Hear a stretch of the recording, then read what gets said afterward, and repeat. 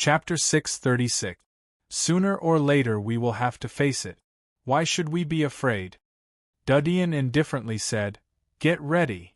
Richelieu deeply looked at him and bowed his head. Yes. Whoosh. A snow pigeon landed on the windowsill of Carvey's study. Carvey was recording the secret activities of the third area of the Dark Church in recent days. He was waiting for the Pope to return. He frowned when he saw the sudden arrival of the snow pigeon. He stopped writing and took the scroll from the foot of the snow pigeon. He slowly rubbed the scroll and looked at it. After a moment, his pupils shrank and he cried out in amazement, "Pass the throne? Promote a little apprentice knight?" The small characters on the scroll were real.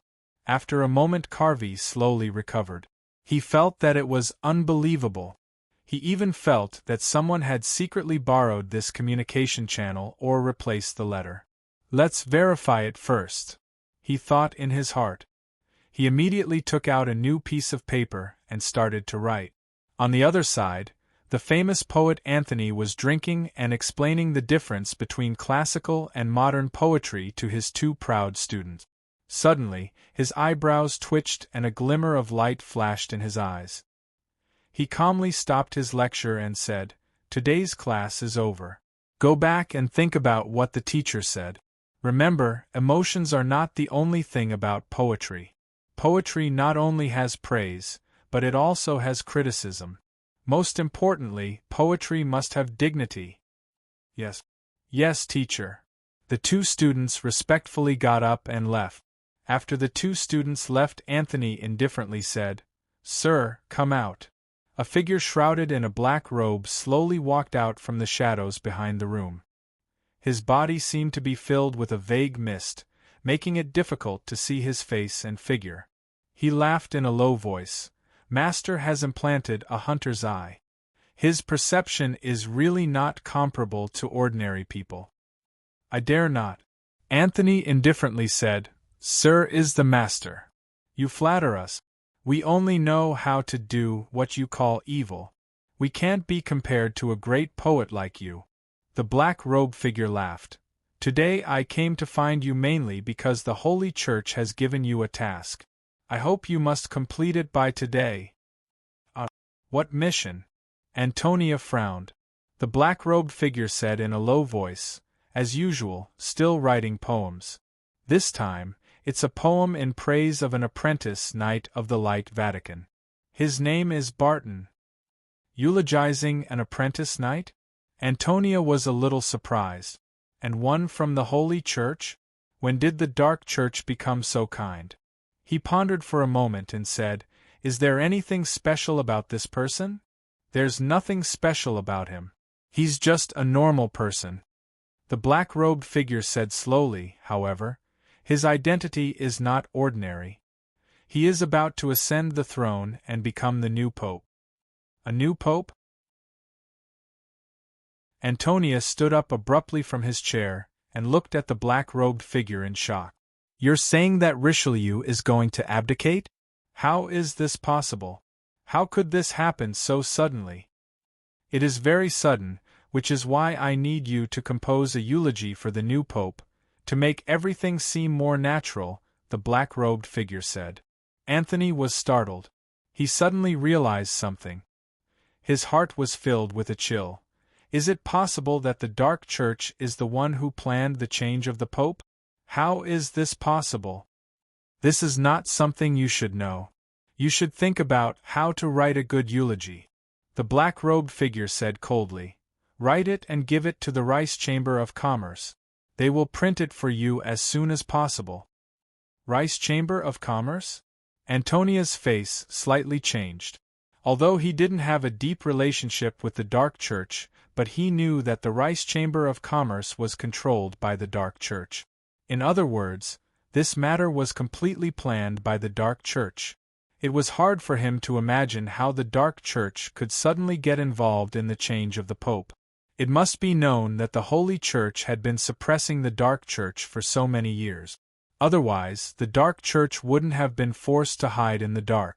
After all, the process of hiding was very painful for many dark believers. They were hunted everywhere and could only live alone in a dark place. Moreover, it was very inconvenient. This also led to many dark believers becoming more and more eccentric the longer they joined the dark church. However, the dark church had directly controlled the heart of the Holy Church. This was simply unimaginable. He couldn't imagine what would happen to the outer wall in the future if the Holy Church was controlled by the dark church. Would it be chaos or destruction when the light was mixed with the darkness? His mind was a little confused. Soon, the words of the black-robed figure interrupted his thoughts. One more thing. At noon, the List Chamber of Commerce will send someone to interview you. During the interview, please support the new Pope, Mr. Barton. He is a great leader. I hope you can keep this in mind. Antonia came back to his senses. His facial expression kept changing. He knew that the other party wanted him to remember this sentence. He wanted him to praise the new pope in the interview around this core sentence. He could not say anything else that would cause people to think of negative things. This interview was just for show. Even if he didn't say so, the newspaper would speak for him. I know. He slightly bowed his head. The morning sun shone down from the slopes of Utopia Mountain. The warm light dispelled the darkness and chill that shrouded countless buildings. Newspaper delivery boys rode fast horses as they delivered newspapers to households. Some were aristocratic manors, some were rich people's courtyards, and some were exquisite huts. They delivered newspapers from the bustling areas of the outer wall to the suburbs and then to the towns and villages. The newspaper deliverymen from the various newspaper companies were like ants, shuttling ceaselessly on the streets, carrying the news. A farmer was enjoying a leisurely breakfast as he drank his steaming soup, ate his cheese bread, and flipped through the morning paper at 7:30 a.m. However, the moment he opened the newspaper, he was stunned. His eyes widened and he forgot to swallow the soup in his mouth. The soup almost flowed down the corner of his mouth as he stared at the headline on the newspaper with his mouth wide open. The news was written on the largest page of the newspaper.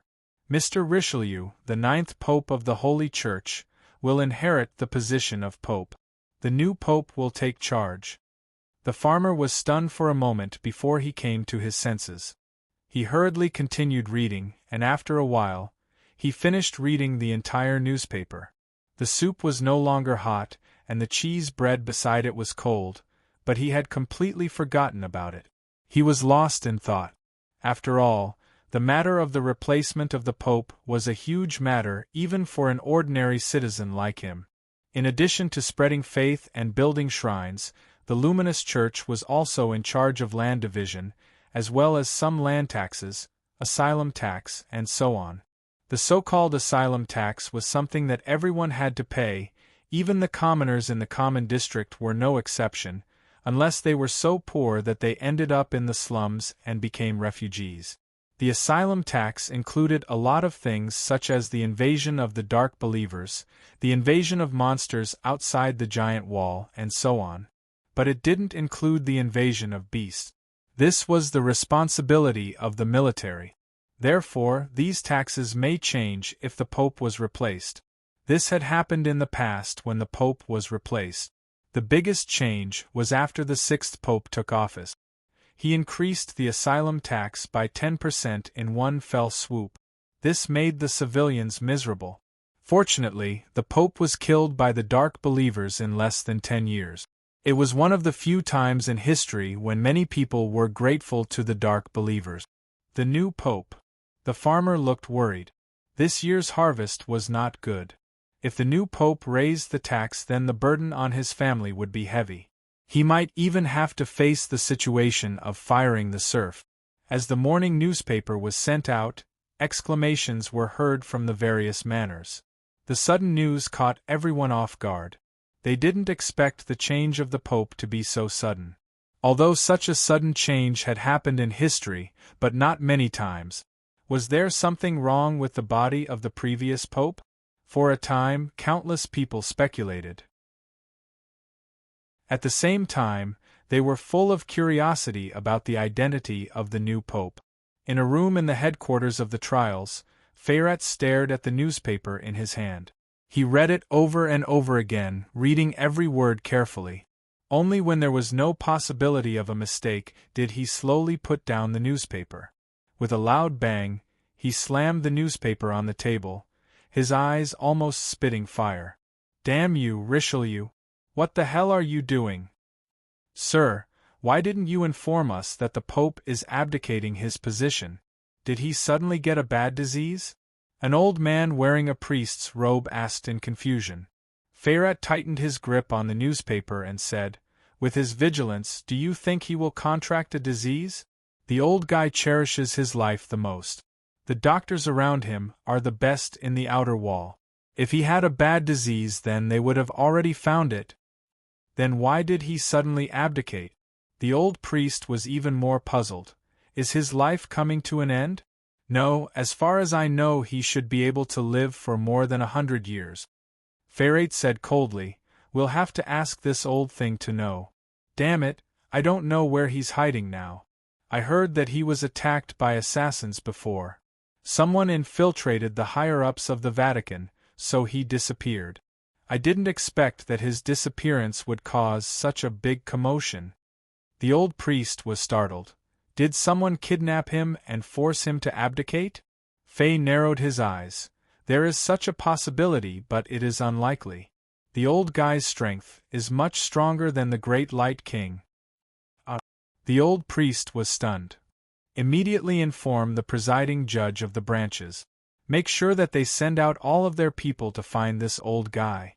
Fey's eyes were cold. I want to see why he suddenly abdicated. Yes. At the same time, in the Hall of Knights, the 9 elders who had once received the title of Legendary Knight had all gathered in the conference hall. Elora looked at them and said, "Everyone, Richelieu is about to abdicate. This is too sudden.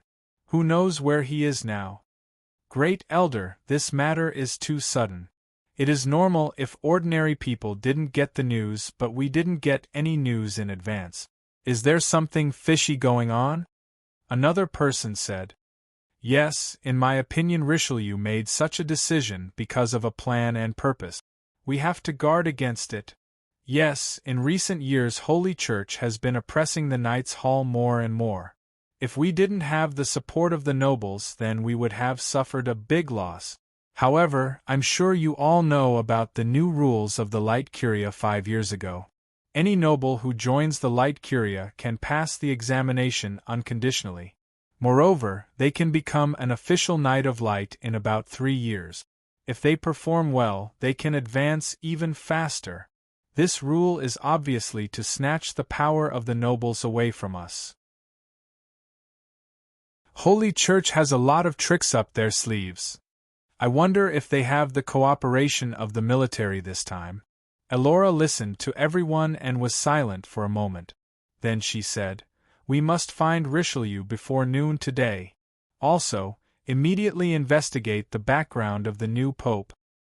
Leave the investigation of the new pope to me," one of the elders said. "All right." Elora nodded. After a while, the meeting ended. The crowd gradually dispersed. The elder who had suggested investigating the new pope left the Knights' Hall and went straight to his castle. Once he entered the castle, he went upstairs to his room. Just as he opened the door, he saw a figure in a black robe and mask sitting on the sofa in the middle of his room. The figure was enjoying a cup of tea and had his legs crossed. There was a black scorpion tattoo on his wrist. Someone who dared to carve a tattoo on such an obvious place was either a careless rookie or extremely confident. How did the meeting go? The black-robed figure tilted his head to look at the elder who had just entered and asked with a smile. The elder saw how relaxed he was and was slightly taken aback. His face darkened and he said, "This is my home. You better be careful. If someone sees me, I will be exposed." "Don't worry." The black-robed figure smiled and said, "If someone comes near, I will know without opening the door." The elder knew his ability, but he still felt that his attitude made him unhappy. He frowned slightly and did not pursue the matter further. He sat on the other side of the sofa and said, everyone else also felt that the change of pope was too sudden. There was no prior news and they thought that there was some kind of plan behind it. So, everyone is currently investigating and preparing to find Richelieu's whereabouts. Yes, this is within the expectations of our Lord. The black-robed figure nodded slightly. The elder's eyes moved and he asked, who is that Lord? Chapter 637. It's him. The old man was surprised. Does Richelieu's disappearance have anything to do with him? This isn't something you should know. The black-robed man's voice was cold. What did they say in today's meeting? What are they going to do? Will they contact the inner wall? The old man frowned. Our Knights' Hall has always adhered to the principle of fairness and justice. Although this matter is a bit strange, but they wouldn't contact the inner wall to intervene in the affairs of the outer wall. This would disrupt the structure of the outer wall. They are only looking for Richelieu and ask him about the situation. I think they suspect that Richelieu is dead or has been kidnapped. Oh. The black-robed man chuckled. The old man's face turned gloomy. What do you mean by oh? I mean I didn't think that the thoughts of the old guys in the Knights' Hall would have been predicted by the Lord. The black-robed man chuckled. If you contact the forces of the inner wall, then you might be able to pick up a bargain. Unfortunately, you missed such a good opportunity. It's no wonder that the Knights' Hall is declining day by day. In today's era, who would abide by the so-called chivalry except for those civilians who have no way to climb up? The old man's expression changed slightly.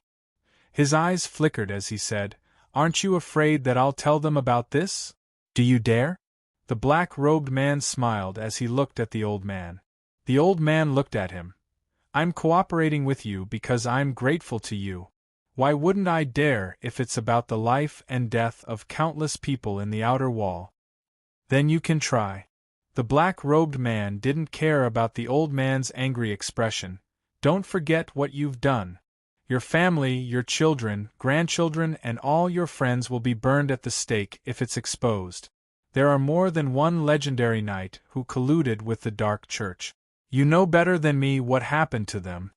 The old man clenched his fists and said with a cold look in his eyes, this is the last time I'll cooperate with you. From today onwards, I hope you won't come looking for me again. Even if you do, I won't cooperate with you anymore. I can't sell my soul to the devil anymore. You devil disciples will go to hell after you die and be entangled by the eternal dark chain for generations to come, never to be purified. Eternal dark chain? The black-robed man chuckled and said, this is a fiction in the Holy Bible of the Light Church. We don't believe it. We only believe that darkness will never be extinguished. Only darkness is the most real world. Look at you knights, how hypocritical and pitiful. You can insult me, but don't insult the pure glory of a knight. The old man said angrily. If you don't want to expose yourself, you better keep your voice down. The old man suppressed the anger in his eyes. He took a deep breath and said coldly, since you're here to talk, please leave immediately after you're done. The black-robed man smiled faintly and said, all right. You've talked for so long in the meeting. Is this all you've said? There's one more thing. The old man said coldly, they're preparing to investigate the background of the new pope, but I've taken care of this matter. You should know the background of this new pope, right? What's his background? Nothing much. He's just a small apprentice knight. The black-robed man said calmly, no background, no noble blood, and no power.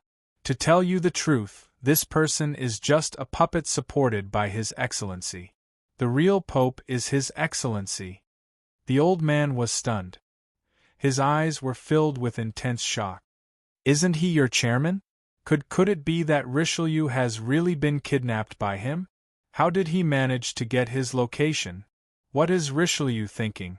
The black-robed man smiled at him and said, are you questioning His Excellency? The old man's face slightly changed. He bowed his head and said, no. Although he didn't have a good impression of the black-robed man, but he didn't dare to offend His Excellency. His Excellency was able to subdue 12 elders of the Dark Church in one night. He couldn't afford to provoke him. Moreover, the Holy Church and the Dark Church in the outer wall would fall under the control of one person. In time to come, that person would completely dominate the outer wall. He couldn't afford to offend such a person. The black-robed man smiled. You just said that you've done a good job. You've saved us a lot of trouble. I hope you can cover up the background of the new pope. Just cover it up for the time being. When the new pope ascends to the throne, we'll need you to show your support and add glory to the new pope. With your legendary knight medal and identity, as well as your past glory and authority, your support will definitely reduce the doubts. The old man was surprised. I'll openly support him? Do you want to expose me? The black-robed man slightly waved his hand. Don't get too excited. His Excellency said that you'll become the Lord of the Knights' Hall soon after the new pope ascends to the throne. Isn't this your dream? You'll be the most respected knight in the outer wall. You'll be the existence that all the nobles' knights yearn for and pursue. You'll be a legend that they worship. Your name will be engraved in the history book. Don't you want such glory? The old man was stunned. In fact, the black-robed man didn't need to say so many tempting words. He already knew what kind of glory it would be based on the condition of becoming the Lord of the Knights' Hall. This was the pursuit of all knights. He calmed down after a moment. Don't use your tempting words on me. Knight's glory is obtained by abiding by the knight's spirit, not by betraying your comrades. You're the devil. You can't give me glory. You can only give me shame. The black-robed man's eyebrows twitched as he looked at the old man with interest. The black-robed man raised his eyebrows and looked at him with interest. He clapped his hands and said, Not bad, not bad. No wonder you're a legendary knight. You're really determined. However, this is not empty talk. It's the truth. It's also what that lord told me to tell you. It's up to you whether you believe it or not. I don't think that lord has any reason to lie to you. After all, you have to do this unless you want everything you've done to be exposed. If that's the case, your knight's spirit and the knight's medal will be destroyed. Even the Knight's Hall won't allow someone like you to stay, right? The old man was startled. Cold sweat oozed from his forehead as he clenched his fists. You're ruthless. It's good that you agree. The black-robed man got up. I'll leave the matter of covering up the true identity of the new pope to you. If there are other tasks, I'll come back to convey to you. The situation is turbulent, so don't stand on the wrong side. If you stand on the eliminated team, then you'll be miserable, the old man snorted. You don't need to talk too much. That's good. Ha! Will the Holy Church be able to get past the matter of you suddenly replacing the Pope? The old man stared at him. Even if Richelieu agrees to abdicate, but those cardinals won't be easy to deal with. You don't need to worry about that. We have launched the highest level plan, the Dark Moon Plan. The black-robed man waved his hand. Don't forget that the hotter the sun is, the deeper the shadow is. The old man was startled. At the same time, an emergency meeting was held in the military headquarters of the Western region. Many prominent generals had arrived. The replacement of the Holy Church's pontiff was undoubtedly the biggest issue in the outer wall. For them, this was more serious than the barbarians invading the border. Chapter 638. Sandro was sitting in the master's seat in the main hall of the Ryan family's castle. He was drinking tea and reading newspapers. 7 or 8 maids were waiting in the main hall. If Dudien was here, he would find that the once humble Ryan castle had become magnificent and luxurious. There were no more than a dozen maids and knights in the castle. Now there were dozens of maids, and they were all over the corridors. There were more than 200 or 300 knights patrolling outside the manor. It was a symbol of status for the aristocracy. It was no less important than money. These knights were the legal private military force of the aristocracy. The number of knights often determined the strength of the aristocracy. At the same time, the town where the Ryan family was located was not the same as before. 4 or 5 farms and pastures had been developed in the mountains outside the town, which were managed by the Ryan family. The food produced was enough to feed all the knights and their squires, as well as servants in the castle. New Pope. Sandro's leisurely expression froze when he saw the news on the newspaper. He quickly put down his crossed legs, opened the newspaper, and read it carefully. After a moment, his face showed a shocked expression. The Pope is going to abdicate? The new Pope is such a big event. How come there was no news in advance? Did the Holy Church block the news? He was in a daze for a long time before he slowly reacted. He frowned and fell into deep thought. If the new Pope ascends to the throne, I don't know if the rule that the nobles can be selected as Knights of Light without taking the test will be changed. It seems that I have to get Jasmine and the others to join the Light Curia as soon as possible. If this rule is abolished, it will be difficult to join again. The butler nodded and went downstairs. Sandro looked out of the window. He was a middle-aged man. There was a trace of worry in his eyes as he looked into the distance. I hope nothing big will happen. There were 12 figures sitting in the hall of the Fillan family. They were the elders of the 12th district. The elder who was killed by Dean had been replaced by someone else. A black-haired teenager and a slender woman were sitting in the hall. The hall was silent. There seemed to be a palpitating force shrouding everyone's body. Dean looked at Fillan, who was the patriarch of the Fillan family. "General Fillan, please take a seat." Fillan Cox was flattered. "Thank you, Mr. Chairman." An attendant immediately ran up and offered a seat. Dean looked at him. The loyalty of Fillan family to the Dark Church didn't happen overnight. Their ancestors had been loyal to the Dark Church. The most respected female general was a member of the Dark Church. She had killed countless barbarians with the secret help of the Dark Church. Therefore, the Fillan family had been working for the Dark Church for generations. They were the biggest chess piece of the Dark Church in the military. This was one of the reasons why the Dark Church held an elder meeting in the Fillan family. "I'm sure everyone knows about the Dark Moon Plan." Dean looked at the 12 elders and said in a cold voice, "The Dark Church and the Holy Church will be united as one after the new Pope ascends to the throne. We will be in charge of the Holy Church in the future. You don't have to live in the dark anymore. I believe that the military and magistrate will submit to us once the Holy Church falls into our hands." He said "we" instead of "me." It was just a word difference, but many people secretly noticed it. Although they didn't know whether it was intentional or unintentional, but there was a trace of excitement and expectation in their hearts. All of this is due to the efforts of the President. I will listen to any orders from the President. One of the strong men said in a sonorous voice. Everyone was in awe of Dean because they were afraid of him. But now they had more faith and expectation. After all, once the new Pope ascends to the throne in a short period of time, the Holy Church won't be the opponent of the Dark Church, but the servant of the Dark Church. They had been suppressed by the Holy Church for a long time. This kind of thing was only occasionally thought about in their dreams. They didn't dare to think about it at ordinary times. But now it would become a reality. How could they not be excited? Dean nodded. The civilians don't know enough about the new Pope. I hope that you will implement the Dark Moon Plan in full.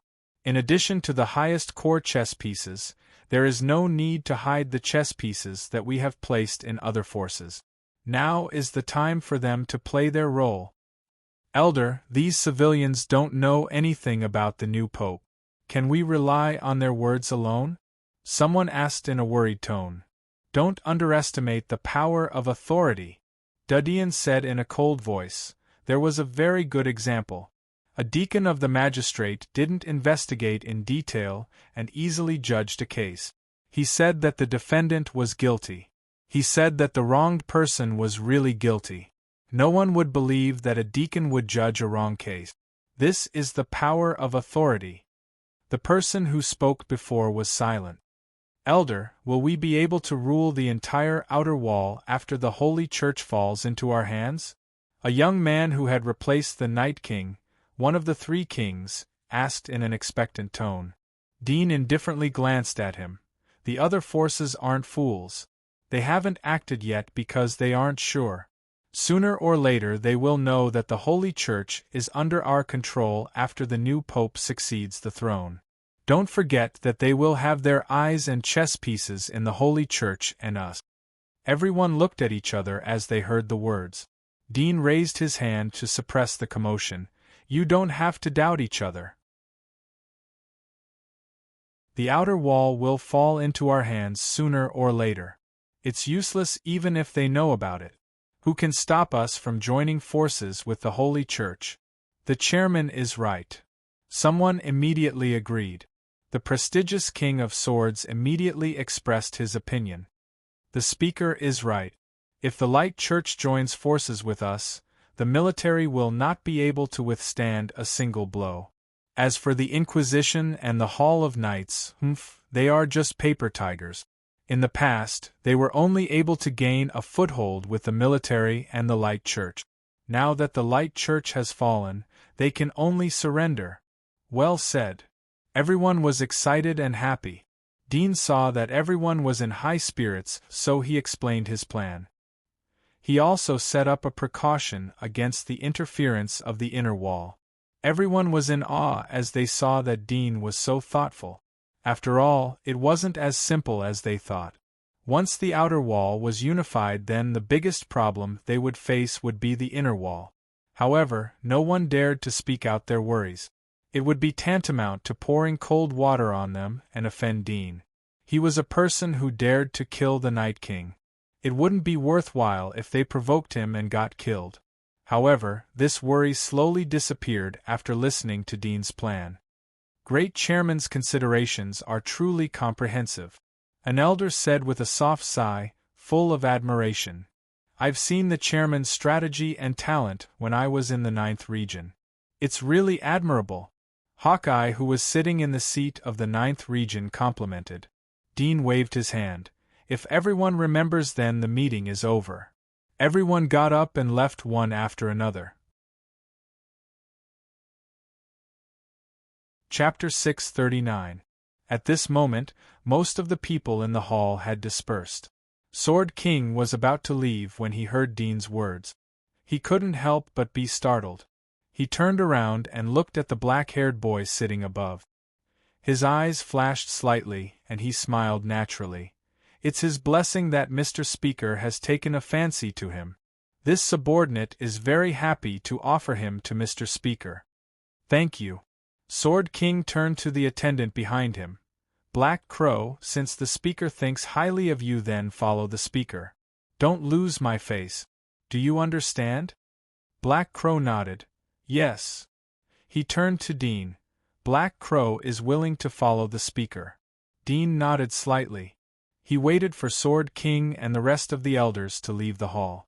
Then he turned to Felon Cox. Patriarch Felon, I'll have to trouble you to deal with the military affairs. I'll promote you after this matter is over. In the beginning, Pluto had evil intentions. He was not satisfied with the position of Deputy Speaker. He wanted to assassinate me. Now that he is dead, the position of Deputy Speaker is still empty. As a result, many things of the Dark Church need to be handled by me personally. Sometimes I can't split myself into two. Felix was startled. Her heart was beating wildly. She suppressed the excitement in her heart and respectfully bowed. Speaker, Felix family will do our best to complete your command. Dean nodded. You can go now. Yes. Felix nodded respectfully. Dean glanced at Black Crow after Felix left. Richelieu gave you a good code name. Crow is the fastest type of messenger bird. It has a good meaning. Black Crow's body shook. He slowly looked up at Dean. Black Crow doesn't understand the speaker's words. Please enlighten me.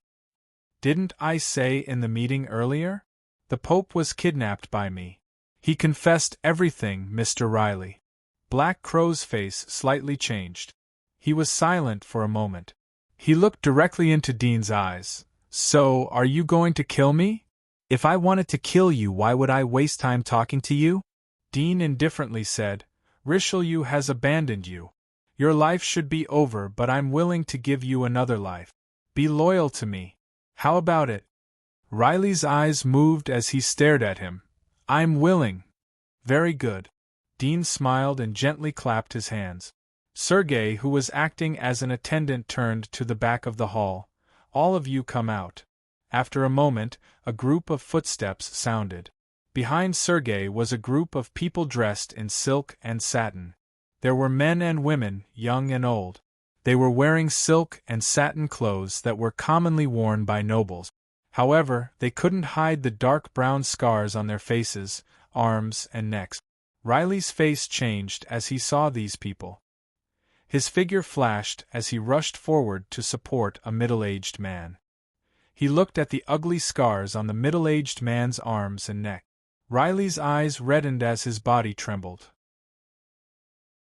He turned to look at Dean. Kill me if you want to kill. Why torture my people?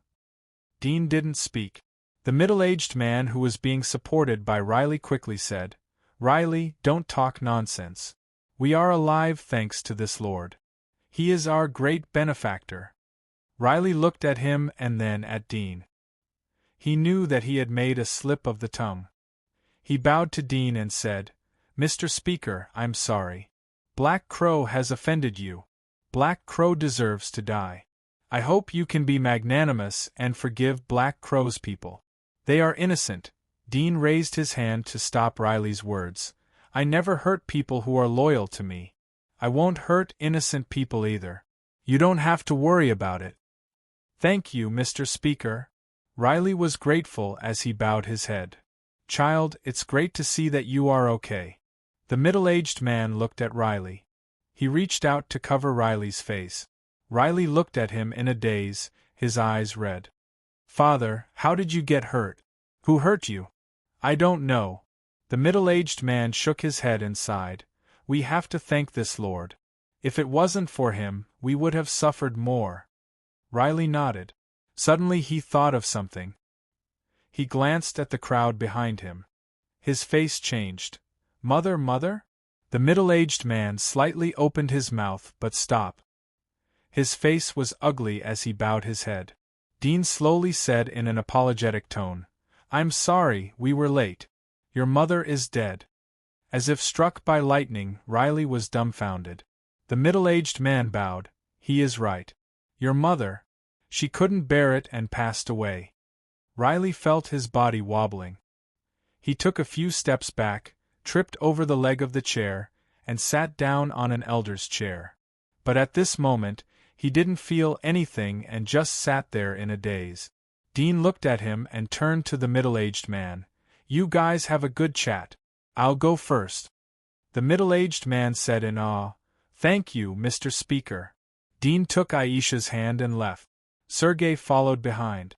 Riley's eyes gradually recovered after Dean and others left. He immediately stood up and rushed towards his father. He stared at his father. Father, did he send people to harm you and pretend to rescue you? The middle-aged man frowned. It shouldn't be, right? Riley immediately asked, When were you killed? On the 15th of last month. It's been a month since then. The middle-aged man replied. Riley was a bit surprised and then said with relief, Looks like it's not him. How do you know? He knows my identity. He got it from the Pope. He has been holding the Pope for a few days. Riley narrowed his eyes and a cold, killing intent flashed in his eyes. Someone else did this to you. I will find out who the murderer is. The middle-aged man nodded. He has captured a person and is interrogating him for us. There should be news soon. Really? Riley was startled. It was noon.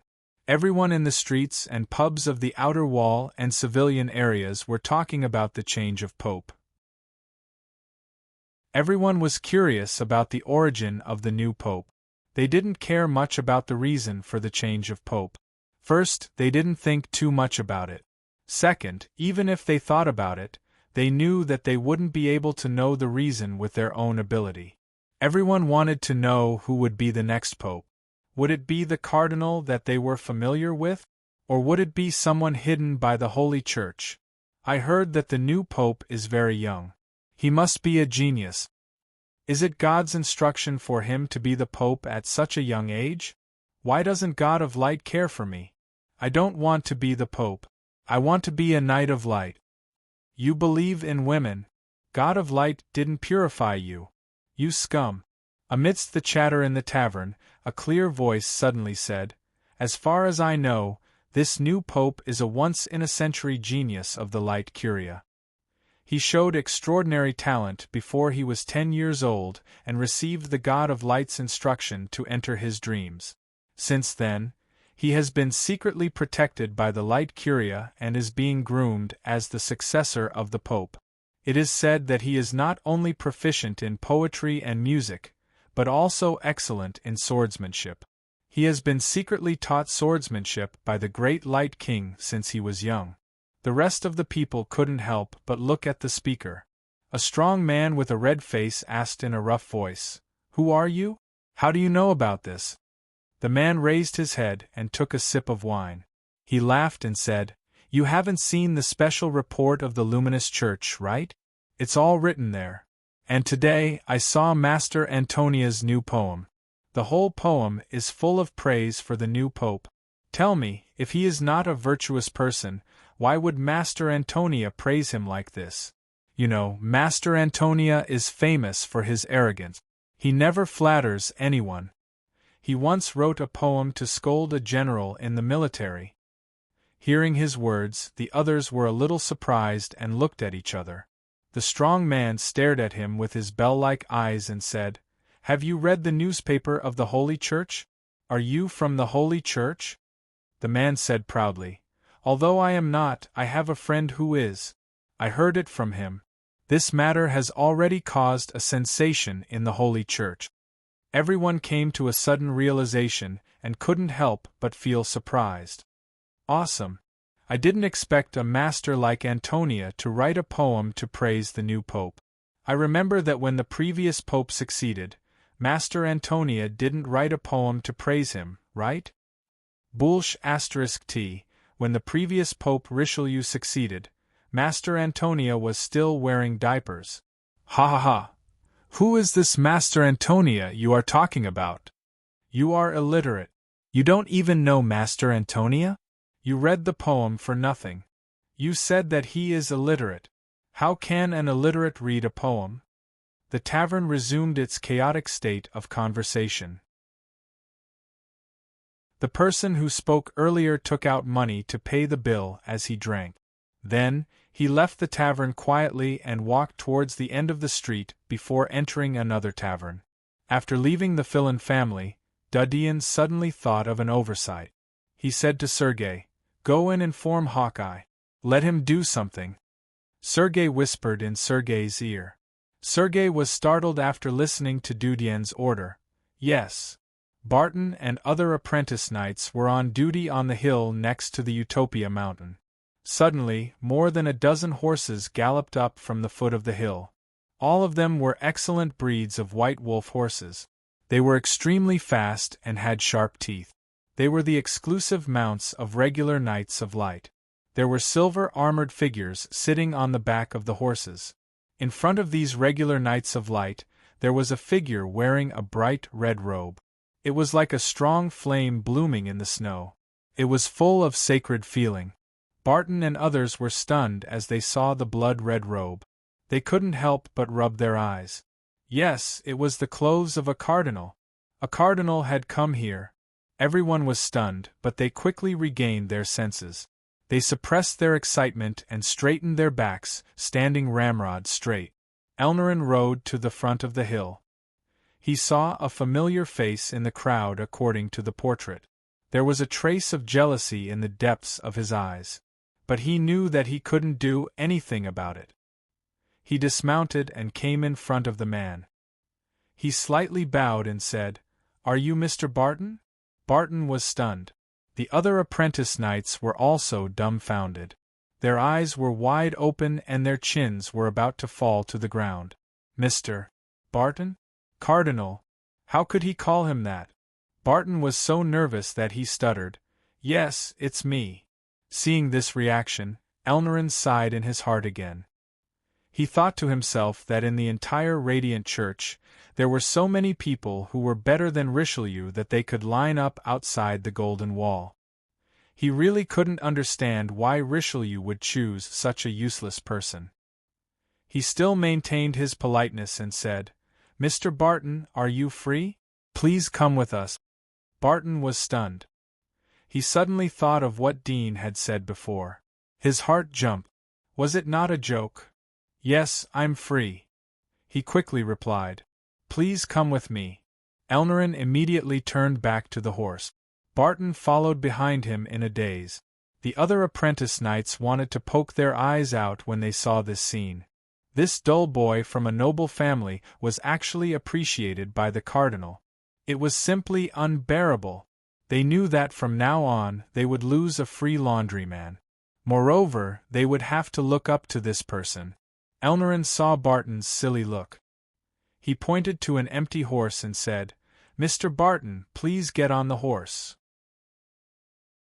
Just as he finished speaking, he suddenly remembered that an apprentice knight couldn't tame a snow-wolf horse. He was about to step forward when he saw Barton grab the horse's hair and jump onto the horse. The snow-wolf horse looked up to the sky and roared twice. It wanted to throw off the person on its back. But Barton was holding the horse's rope tightly. It didn't take a moment for the snow-wolf horse to calm down. Elnaran's eyes lit up as he saw this. He turned around and got on his horse. "Mr. Barton, please come with me." "Yes." Barton nodded honestly. Following the winding mountain path, Elnaran and Barton soon arrived at the top of Mount Utto. They dismounted and walked past St. Mark's Square. It was the first time for Barton to come here. He felt very small as he looked at the huge white square. His heart was full of nervousness, but there was also a trace of fear in his heart. Dean had told him that he would become the new pope in 7 days. Barton only needed to succeed the pope, and he didn't need to worry about anything else. Dean would take care of everything. Now it seemed that the words that were more than a joke had come true. It was like a dream had come true. Is this a dream? Is this not a dream? Barton squeezed his fingers so hard that his fingernails dug deep into his skin. The pain made him feel incredibly steady and excited, but he was more afraid than anything else. In his mind, the Pope was supreme, and he was a nobody. Could he really become the Pope? Would the others agree? Would they laugh at him? Would he be able to manage the Holy Church after he became the Pope? How would he manage it? These thoughts repeatedly passed through his mind. If Elnaran knew what he was thinking at the moment, he would be speechless. Then he would say one word: ignorant. Barton didn't know that the status and significance of the Pope was far beyond his imagination. If someone knew the real situation, they would never believe that an apprentice knight with no background and no merit could become the Pope. However, reality was moving in an inconceivable direction. Even Elnaran, who was leading the way for Barton, felt that he could not see things clearly. He could not believe that the other 7 cardinals would agree to such an inconceivable thing. The reason why he agreed was that the order was passed down by Richelieu. He was Richelieu's confidant, so he couldn't refuse. But the others weren't the same. But after the meeting began, the votes were completely different from what he had imagined. Everyone agreed to it. Chapter 640. 3 hours before the bishop's voting meeting, Rosa angrily crushed the secret letter in his hand and smashed it on the ground. The secret letter had been sent by Richelieu through a secret channel. The seal and handwriting on it were all written by Richelieu himself. However, the contents of the letter made him furious. This old thing actually wanted him to fully support the new pope? How could a mere apprentice knight be worthy of being pope? Was Richelieu out of his mind? He wished he could find Richelieu right now and question him to his face. However, what made him even angrier was that he could not see Richelieu right now. Furthermore, such an important piece of news had been announced to the public without him knowing. This way, even if he joined forces with the other bishops to oppose this matter, the Vatican would still be humiliated. After all, this was a matter as important as the succession of the Pope. If they were to repeatedly reverse it, not only would the people talk about it, they would also become a laughingstock. However, now that things had come to this, he could not care less. Contact the other bishops immediately. I suspect there's something fishy about this. Before we meet the Pope, we cannot elect a new Pope so easily. Rosa's eyes were dark as he said to the butler beside him. The butler looked at his gloomy expression and did not dare to say anything else. He nodded and agreed softly. I don't believe that the other bishops will tolerate a nameless brat as Pope, Rosa thought to himself. As one of the 8 cardinals, he was already in his early 70s. In terms of seniority, he could be considered one of the most senior bishops. He had thought that when Richelieu abdicated, he would be one of the strongest contenders, but now all his hopes had been buried. In order to wait for the day of Richelieu's abdication, he had secretly planted his chess pieces for the past 20 years, preparing for that moment to come. However, this moment had come too quickly and caught him off guard. Furthermore, it had skipped the voting round and swept him out of the race. He could not swallow this anger. After 20 years of careful planning, he was now faced with a situation where he would lose everything. Old man, what are you planning? Damn it! Rosa clenched his fist and hammered it on the table, causing a crack to appear on the wooden table. Just then, footsteps came from outside the door again. Rosa turned his head and saw that the butler who had retreated earlier had returned. A flash of anger flashed across his face as he scolded, "Why are you back? Hurry up and go. If you miss the time, I'll have your head." "Ayaya!" A mocking voice came from behind the butler. In the next moment, the butler's body fell to the ground. He was dead. Rosa's pupils shrank as he looked at the black-robed figure behind the butler. His expression changed slightly as he said, "Dark Church? How dare you come here? Are you here to die?" Although he said that, his palm quietly moved to his back and touched the warning wire under the table. After all, the fact that the latter was able to barge into his ancient castle and act so fearlessly meant that he most likely didn't come with good intentions. The black-robed man smiled and said, "Let me introduce myself first. I am an elder of the 5th district. You guys have given me a pretty good title, Ghost. I quite like it." Rosa said with a cold expression, "I recognize you. You were lucky enough to escape the Battle of Crimson Castle 8 years ago. To think that you would dare to appear before me today. You're quite bold. That time I was bullied by you. Today I want to experience what it feels like to be bullied by numbers." The black-robed man smiled and clapped his hands. Suddenly, the sound of the wind surged from several broken glass windows in the room. With several bangs, the glass windows were smashed, and a few figures jumped in and landed in the room. They formed a triangle and surrounded Rosa. Rosa's expression changed slightly. His finger hooked under the table but found that the hidden wire was loose. It meant that the wire had been cut short. His expression was ugly. He didn't expect that the other party would unknowingly infiltrate his heavily guarded home. This could only mean that there must be pawns of the Dark Church lurking around him. Otherwise, it was impossible for these people to appear here without a sound. "You want to assassinate me with just a few of you? You're too naive." Rosa's eyes were gloomy. He didn't act rashly. Instead, he was stalling for time. He hoped that his confidants and the knights stationed around the castle would be aware of the situation here. "If you really want to fight, my people will immediately rush over. Since you have walked into the trap, don't even think about leaving." Although he knew that he was at a disadvantage, but he couldn't lose his momentum. The black-robed man chuckled. "Bishop, we came to find you, not to kill you." Rosa's eyes slightly moved, but his heart was still vigilant. The black-robed man leisurely said, My lord sent me to communicate with you. I presume you have heard about the succession of the Pope. My lord hopes that you can fully support the new Pope. Rosa's expression changed. These words were too familiar. He had just read the contents of the secret letter, and this was the meaning behind it. Could it be? Your lord? You are Richelieu's man? Rosa's eyes were gloomy as he looked at the black-robed man. No, no, no. The black-robed man shook his head. Richelieu has pledged allegiance to my lord. So as his subordinates I hope that you can cooperate with him.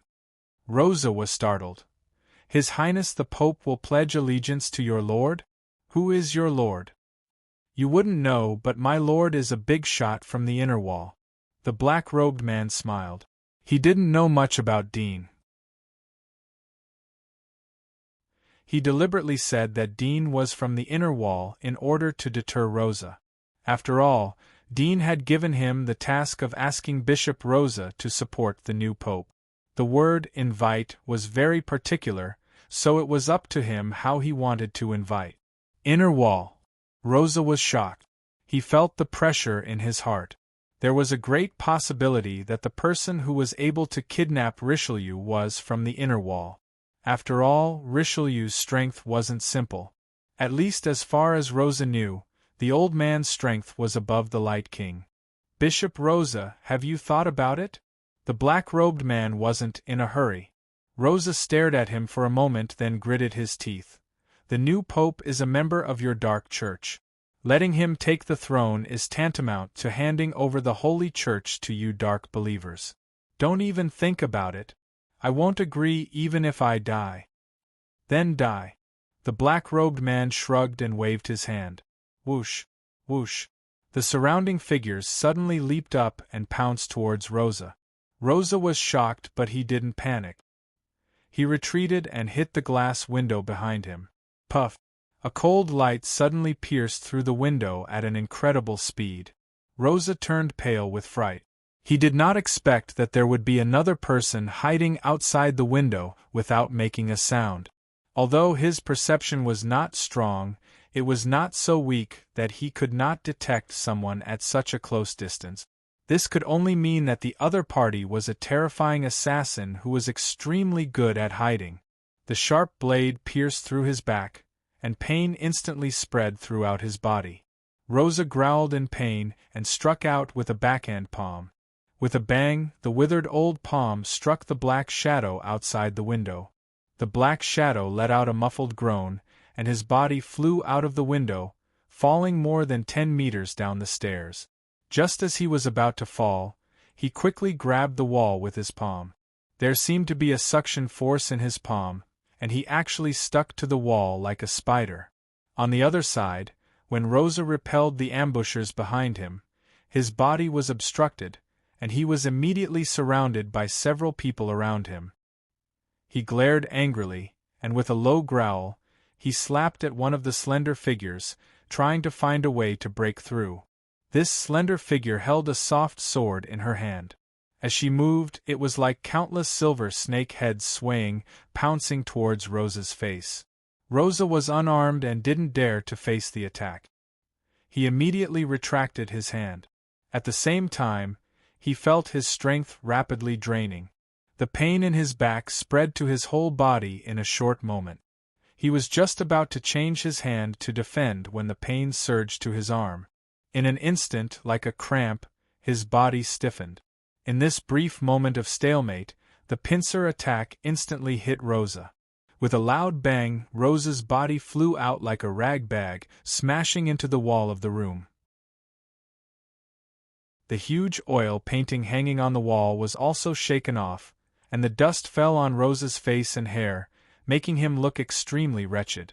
Rosa struggled to get up from the ground. His chest surged up, and he immediately spat out a mouthful of blood, splattering it on the expensive carpet. His face was red, and he looked up at the approaching black-robed man and the others. He was so angry that his beard and hair stood on end, but he couldn't exert any strength. He could only lie on the ground, trembling. "You're a human. Why do you have to fight with your life?" the black-robed man said with a smile. Rosa's eyes were about to split open as he stared at him. If you want to kill me, then kill me. Pooey. He spat out a mouthful of blood, splattering it on the black-robed man's face. The surrounding people immediately drew their weapons and prepared to attack. The black-robed man immediately stopped them, and then raised his hand to slowly wipe the blood off his face. He ordered, "Go get a pen and paper." The person beside him immediately fetched it from the desk and handed it to him. Seeing this, Rosa immediately knew what they were going to do. He said angrily, "Even if I die, I won't let you do as you please. Don't even think about touching the Vatican." The black-robed man kicked his arm, and with a crack, his arm was instantly broken. He screamed in pain, but his body was still numb. Clearly, the blade that attacked earlier was highly toxic. "Cut off this arm," the black-robed man ordered. "Yes." The person beside him immediately drew his sword. Before Rosa could react, he felt a chill on his arm. His arm had been cut off. The black-robed man picked up the severed arm and said softly, "Even if you didn't come to the banquet, it's the same as sending your will. Lord Bishop, I'll send you to the embrace of your light God." Rosa glared angrily and cursed. The black-robed man turned around and slightly raised his hand. "Poo-pee-you." The sound of flesh being pierced rang out. Rosa, who was lying on the ground, had 4 swords stabbed into his body, nailing his body to the luxurious carpet. Blood flowed along the sharp blades. Carly was one of the 2 females among the 8 cardinals.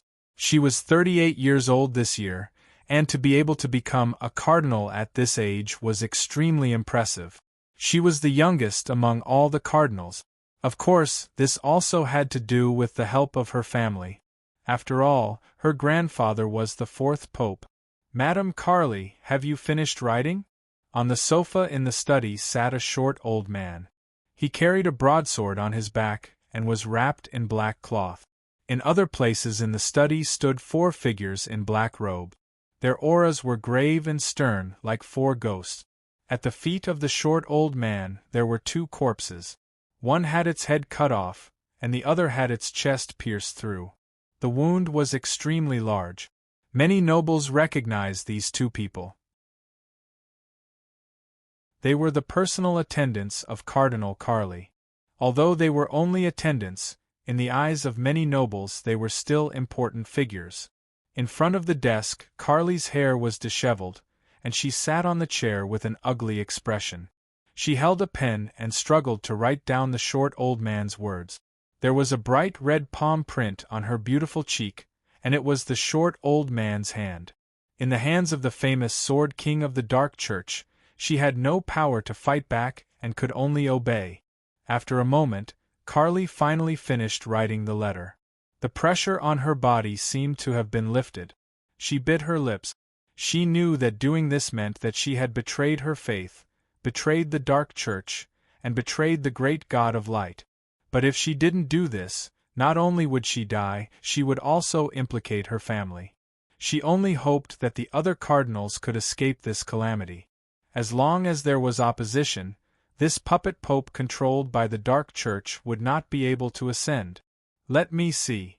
The Sword King stretched out his hand. Carly picked up the written letter and slowly handed it to him. The Sword King glanced at it. His eyes narrowed and smiled. "The handwriting is very beautiful." Then he put away the letter. Carly's face was ugly. "I have done as you said, don't hurt the innocent." "Innocent?" The Sword King looked up at her. "When you killed my followers, didn't you think that they were also innocent?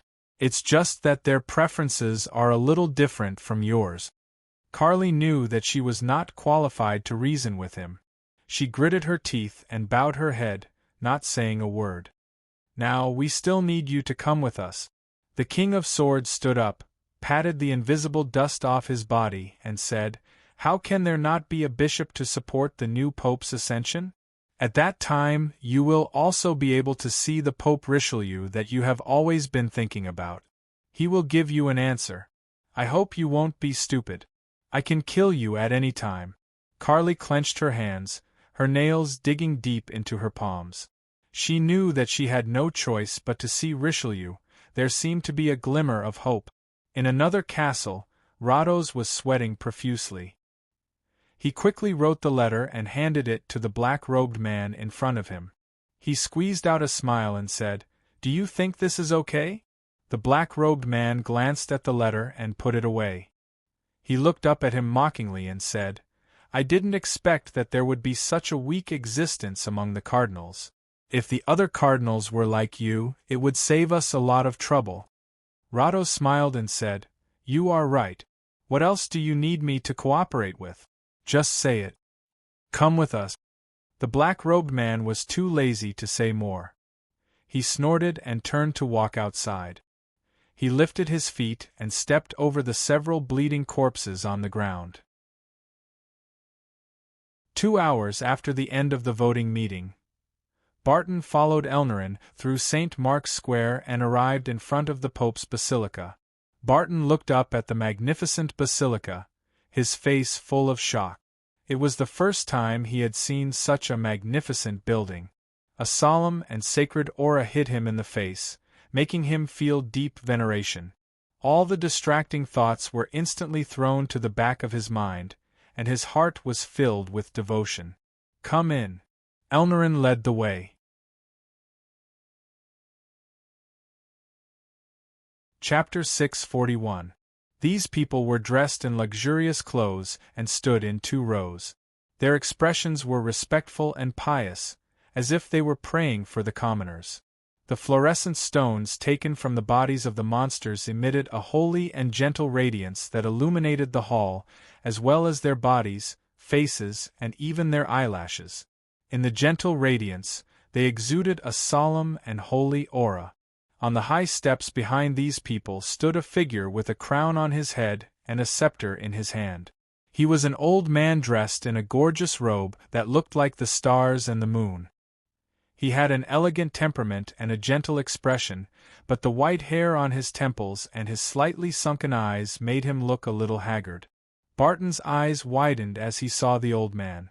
He couldn't move his feet. Pope. Barton looked up at the old man. His heart was full of shock and indescribable awe. He didn't think that he would be able to see the great Pope with his own eyes. Richelieu looked down at the trembling boy, his eyes slightly narrowed. Although the latter was not handsome and did not have the slightest bit of outstanding qualities, he was surprised that he could get the trust of the suspicious dean. The people in the 2 rows on the left and right turned to look at the young man. Their gazes were obscure and sharp, sizing him up. They wanted to see what was so special about him that he could become the new pope. However, after looking at him for a moment, everyone realized that he was just an ordinary apprentice knight. His appearance alone did not have any temperament at all. It must be known that most of the time, people did not know what was inside of them. They would often speculate about one's character through one's temperament and appearance. However, the appearance and temperament of this young man really could not match the identity of a pope. This was the first time Barton was being stared at by so many people. He felt his heartbeat quicken, as if there was a mountain pressing down on his body, making it hard for him to breathe. It was as if even the dark spots of radiation hidden under his clothes were exposed to the air, making him feel completely insecure. He was so nervous that his entire body was drenched in cold sweat, but he was too embarrassed to show it. He could only endure it and slowly walk into the hall under Elnarin's lead. Richelieu stared at Barton quietly. When Barton walked closer, a smile slowly appeared on his gentle face. "Mr. Barton, tomorrow is the day you will inherit the throne and become the new pope. Are you ready?" Barton's heart jumped as he heard Richelieu's words. He stammered, "Pope, I." Seeing his reaction, the people in the 2 rows beside him frowned slightly, but they all consciously lowered their heads and didn't show their displeasure. Richelieu raised his hand slightly and stopped him from speaking. He said softly, "You don't have to be nervous. When I was the Pope, I was just as nervous as you are. I couldn't even sleep for an entire night." At this point, he smiled lightly. The tense atmosphere in the hall immediately eased. The rest of the people looked at each other, thinking that it was true. If it were them, they would probably be trembling with nervousness and excitement. Barton saw his gentle demeanor and immediately felt a sense of familiarity. He nodded vigorously and said, "I understand." Richelieu smiled and said, "Tomorrow, when you are inaugurating the Pope, you will need to recite the Holy Bible. You will have to prepare for this tonight. In addition, there will be many nobles and military leaders coming to watch the ceremony. Don't make a mistake during the ceremony. Do you understand?" Barton was shocked. "I have to read the Holy Bible?" He did not know many words, and most of them had been adapted in recent years. The Holy Bible was written earlier, so it was written in ancient characters. He might not be able to read them all. Wouldn't it be awkward if he did not know how to read halfway? Richelieu's eyes flashed. "Don't worry. You only need to choose one of them to read. You don't have to read the whole thing. I will send someone to guide you tonight." Barton heaved a sigh of relief. He was about to say that was great, but he felt that it was too casual. "Thank you, Your Highness. The ceremony will be held tonight. Familiarize yourself with it first," Richelieu said gently. He then turned to the 2 rows of people next to him and said, "For the inauguration ceremony tomorrow, everyone, do not make any mistakes. All the documents must be prepared. There is no room for sloppiness in this matter, understand?" As he said this, his expression became extremely stern. He did not have the slightest bit of gentleness toward Barton. "Yes," everyone replied in unison. Elnarin also responded, but he sighed in his heart. He knew that it was a done deal, and there was nothing he could do to change it. However, this was not the worst thing that could happen to him. He guessed that the other bishops had agreed to it because this kid was at least better than Richelieu being the Pope. When Richelieu's foundation was not stable, he could be a mere figurehead. He could even plunder a lot of resources for his own use. This was something that Richelieu could not do when he was the Pope. Secondly, this kid was too ordinary. Even if he received the resources of the Church in the future, he would not be able to achieve much in a short period of time. The chances of replacing him in the future were much higher than replacing Richelieu. From these aspects, this was a great advantage. Thinking of this, he felt relieved.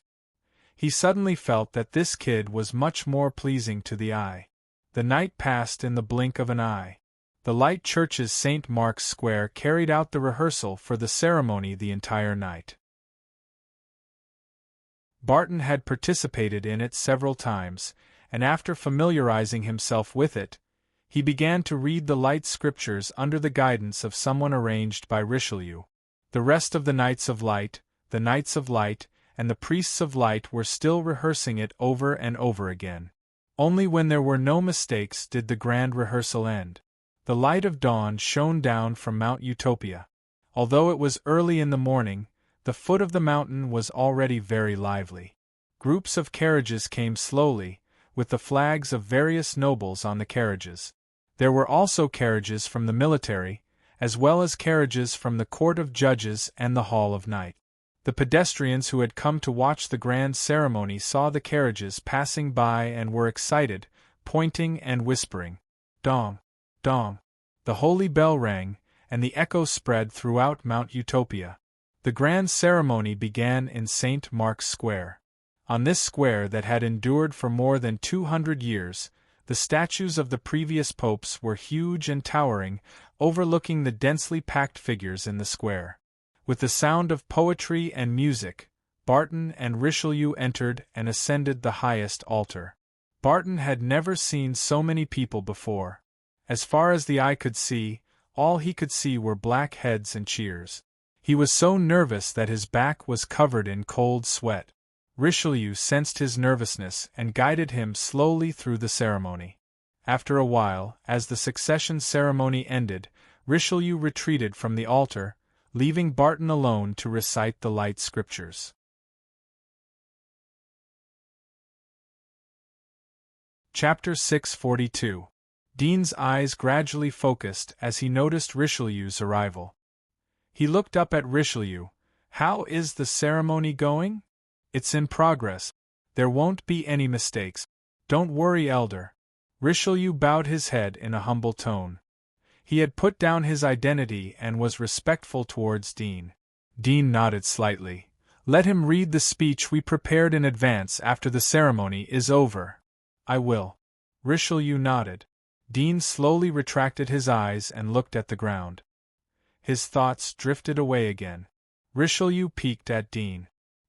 He saw that there was nothing else for him to do, so he slowly retreated.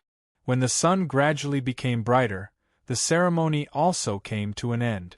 Barton stood alone on the altar, facing the gazes coming from all directions. Although he was nervous, all his attention was focused on the Bible in his hands, so he didn't seem so awkward. The Bible was very thick, but when he opened it, there was another layer of paper. On it were the new words that Teacher Guyot had translated from the ancient language of the Bible last night. He had read it through twice last night without missing a word. At this moment, although he was a little nervous, he did not make any mistakes. No one knew that at such a solemn moment, the person who was devoutly reading the universal love psalms on the stage was thinking about not making any mistakes. A moment later, Barton finally finished reading the Bible. Barton heaved a sigh of relief and closed the Bible. Only then did he feel that his hands were a little stiff and strenuous. He raised his head and looked forward.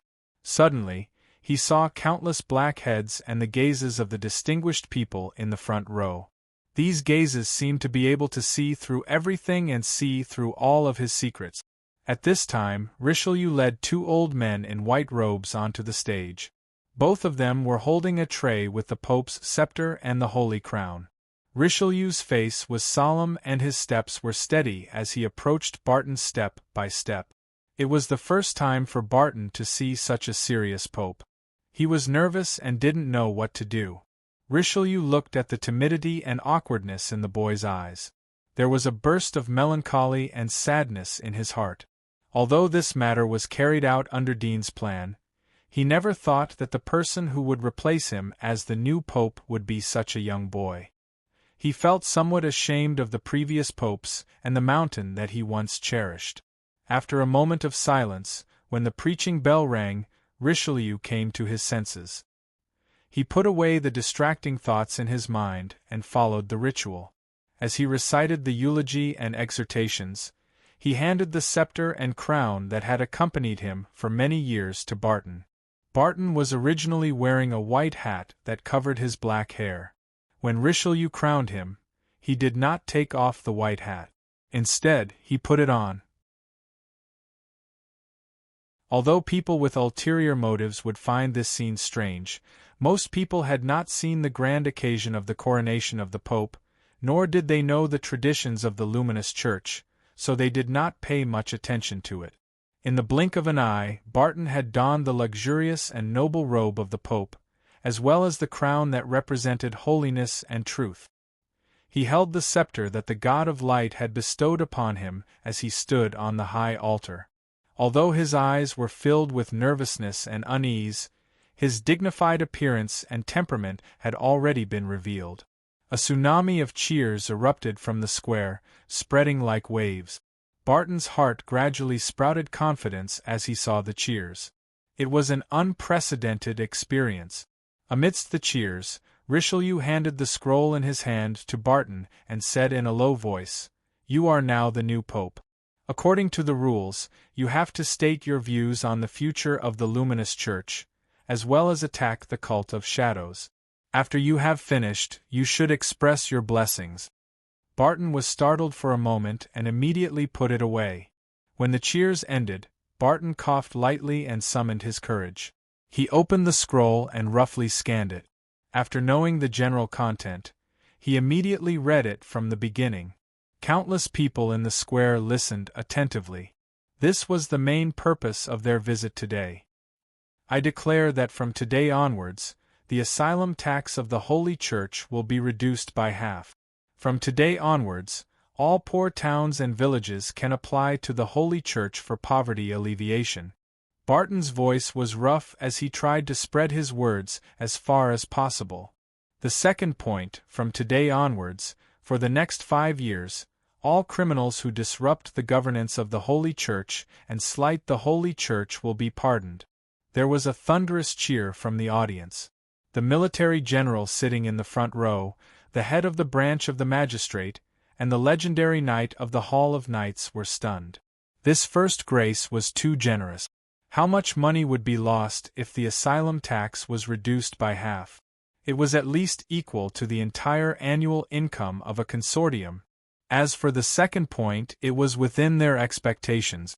Most of the popes who succeeded the throne would carry out a series of pardons to show tolerance. The third point is to restore the identity of the legendary genius Dean from the Temple of Elements. Master Dean was framed by the Dark Church. After a detailed investigation, Master Dean's innocence has been found. His identity will be restored. Barton was excited as he read until here. He was worried about Dean when he was banned. He didn't expect that the ban would be lifted. The fourth point, the poverty alleviation program, will be launched in the blink of an eye. Barton read out 6 points in one breath. He put away the scroll. The square was filled with thunderous applause and cheers. In particular, the rich merchants and commoners who had gathered at the outer edge of the square felt excited from the bottom of their hearts. Among the 6 benefits, besides the exemption of the asylum tax, there were also many other taxes. It should be known that these heavy taxes had always been a huge burden on them. Now that they had been relieved by more than half, how could they not be excited and cheer? Richelieu silently watched from the side. There was a complex look in his eyes. He didn't know what Dean was thinking. He thought that Dean would take this opportunity to increase taxes and squeeze the people clean. He didn't expect that Dean would do the opposite. Not only did he not squeeze the civilians, but he gave them more opportunities and more help. He didn't know whether it was good or bad for the Holy Church to fall into the hands of the little devil Dean. He was ashamed that he wasn't as good as the sinister little devil in this regard. It seemed that he wasn't as qualified as Dean to be the Pope. Shame. Sergei was relieved as he heard Barton's announcement. He respectfully said to Dean, "Master, your identity has finally been restored. You don't have to hide anymore."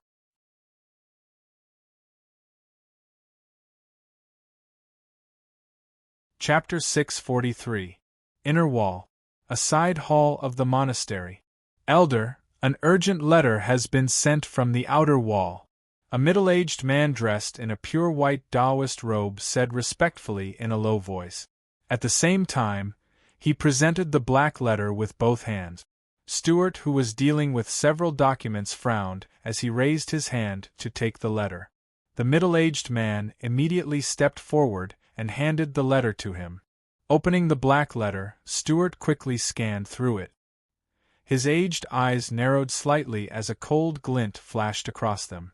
That old bastard Richelieu actually dared to pass on the position of Pope without permission? He has been the Pope for so many years. Does he think that his wings are hard? Elder, I think there is a reason for this. The middle-aged man bowed his head. Stuart's eyebrows twitched. The 5 supervisors didn't send any news back? How can they not know about such a big thing? Or have they already been killed? The middle-aged man bowed his head even deeper. I think so too. Stuart slowly raised his head and looked into the distance. He was kneading the secret letter in his hand. The person who can quietly kill the 5 supervisors and control Richelieu is at least a master who is at the level of a pioneer. What is the reaction of the other forces? Can you speculate which force has secretly intervened in the outer wall? This subordinate is still investigating this point, the middle-aged man said in a low voice. Stuart stared at the middle-aged man for a moment. He slowly moved his eyes away. Let Delphine take Francis to the outer wall to investigate. Although this is a barbarian land eroded by radiation, but it is an important part of our strategic deployment. We can't let others easily plunder it. Not to mention, we have to cut off his hand. Yes. The middle-aged man bowed his head in response. The name of the new Pope, Barton, was published in major newspapers after the ceremony. It spread to all corners of the outer wall. Except for the underground miners in the slums and the adventurers who went out to the radiation zone, almost everyone knew about his name. Accompanied by Richelieu, Barton nervously dealt with the important figures sent by the various factions. Then, he was brought by Richelieu to the Holy Radiant Basilica where the Pope resided, which was also where Richelieu used to live. As soon as he entered the Holy Radiant Palace, Barton saw a familiar figure sitting on a throne before he even had the time to marvel at the magnificence of this resting palace. However, although the latter's face was familiar, the temperament he exuded was completely different from the kind youth in his memory. Nevertheless, he didn't think too much about it as he excitedly ran over. "Dean, I really became the Pope." "Presumptuous." Sergei, who was standing next to Dean, shouted. "How did you address my young master?" Dean slightly raised his hand to indicate that it didn't matter. Barton was startled for a moment, but he reacted. The strong joy and excitement in his heart suddenly sobered up.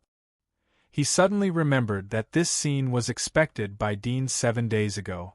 In other words, all of this was arranged by him. Thinking of this, he couldn't help but feel a deep awe in his heart. He had seen the shocking scene of countless people looking up at him. He clearly knew how noble and great the position he was sitting in was. But such a great position seemed insignificant in front of Dean. "Master." Barton bowed his head and called out the same way he did when he was training at the Ryan family. "You and I are friends.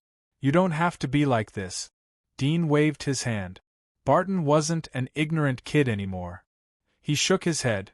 "Master, it's my honor that you are willing to let me be your brother. If it wasn't for you, then there wouldn't be me today. You will always be my loyal master." He bowed his head and saluted. Dean got up and held Barton's arm. "You will always be my brother. It's my honor that you are willing to believe in me." Barton's eyes were wet as he looked at Dean's sincere eyes. Sergei couldn't help but secretly shake his head as he saw Dean's abnormal appearance. "Hypocrite! Shameless!" Dean said. "Today I came to find you mainly to protect you." "Protect me?" Barton was startled. He suddenly felt nervous in his heart. Richelieu's eyes lit up as he silently looked at Barton. Dean stared at him. "You should know the truth of equivalence between effort and gain. To be honest, I've thought for a long time about letting you sit in this position. It's not easy to be the Pope. You have to face assassinations from the dark believers and other forces. Mr. Richelieu should be very clear about this point. Don't you think so?" Richelieu looked at Sergei and then looked at Barton. "Yes, honor and sacrifice coexist. You have to be ready to sacrifice at any time to get this honor." Barton was a bit nervous as he heard Dean's words. He was too embarrassed to show it. However, he couldn't hide his thoughts due to his experience. Dean stared at him. "Mr. Richelieu is right. If you want to wear the crown, you have to bear its weight. Are you afraid?" Barton looked at Dean's deep eyes. He felt a trace of courage in his chest. He gritted his teeth. "I'm not afraid." Dean patted his shoulder. "Well, you don't have to worry about me. I'm here to protect you. No one can hurt you unless I die." Barton was touched. "Don't say that. I'm the one who will die. You gave me my life. If I sacrifice myself for you, then at least I'll repay the kindness." "Repay kindness." Dean silently muttered these two words in his heart. At the same time, he expressed his gratitude to one person. It was Aunt Di from the Maitian orphanage. Aunt Di was the one who taught the idea of repaying kindness to the orphans. "Send an order to the Temple of Elements. Tell them that you have invited me to come over to discuss about the invention so that I can live here and protect you in the future," Dean said. Barton nodded. Richelieu secretly sighed. He knew that Dean was going to extend his fingers to the core institution of the Holy Church, the Temple of Elements. That night, the business district was ablaze with lights. All the taverns and streets, as well as families eating, were talking about the change of the Pope. The 6 reforms announced by Barton were especially discussed by many squires, nobles, and wealthy merchants. The young ladies and nobles were more curious about Barton's age, appearance, and other information. The new Pope is indeed as great as Master Antonius sang. From today onwards, our lives will at least be twice as rich. Yes, the Holy Church is much stronger than the military. Every year there is a war and they ask for money. The military is just a fart. They are the ones who pull the nobles into a fight. How disgusting. Shoo. Keep your voice down. If the military finds out, then they will put you in the dungeon. You're right. Let's talk about the new Pope. I heard that a legendary knight of the Hall of Knights has publicly praised the new Pope's greatness. I heard that this new Pope is still very young. TSK. He has such talent and glory at such a young age. He is even more terrifying than the legendary genius Dean. They are all young heroes. That's right. I thought that the genius in theurgy was already a rare figure in 100 years. I didn't expect the new Pope to be the same. But why haven't I heard any news about him before? What do you know? The Holy Church must have trained him to be the next Pope. How could they expose him so easily? Yes, if the Dark Church knew that such a character would be the next Pope, then they would send people to assassinate him every day. Brother, you are the one who sees through everything. You flatter me. Everyone, let's toast to this great new Pope. Cheers.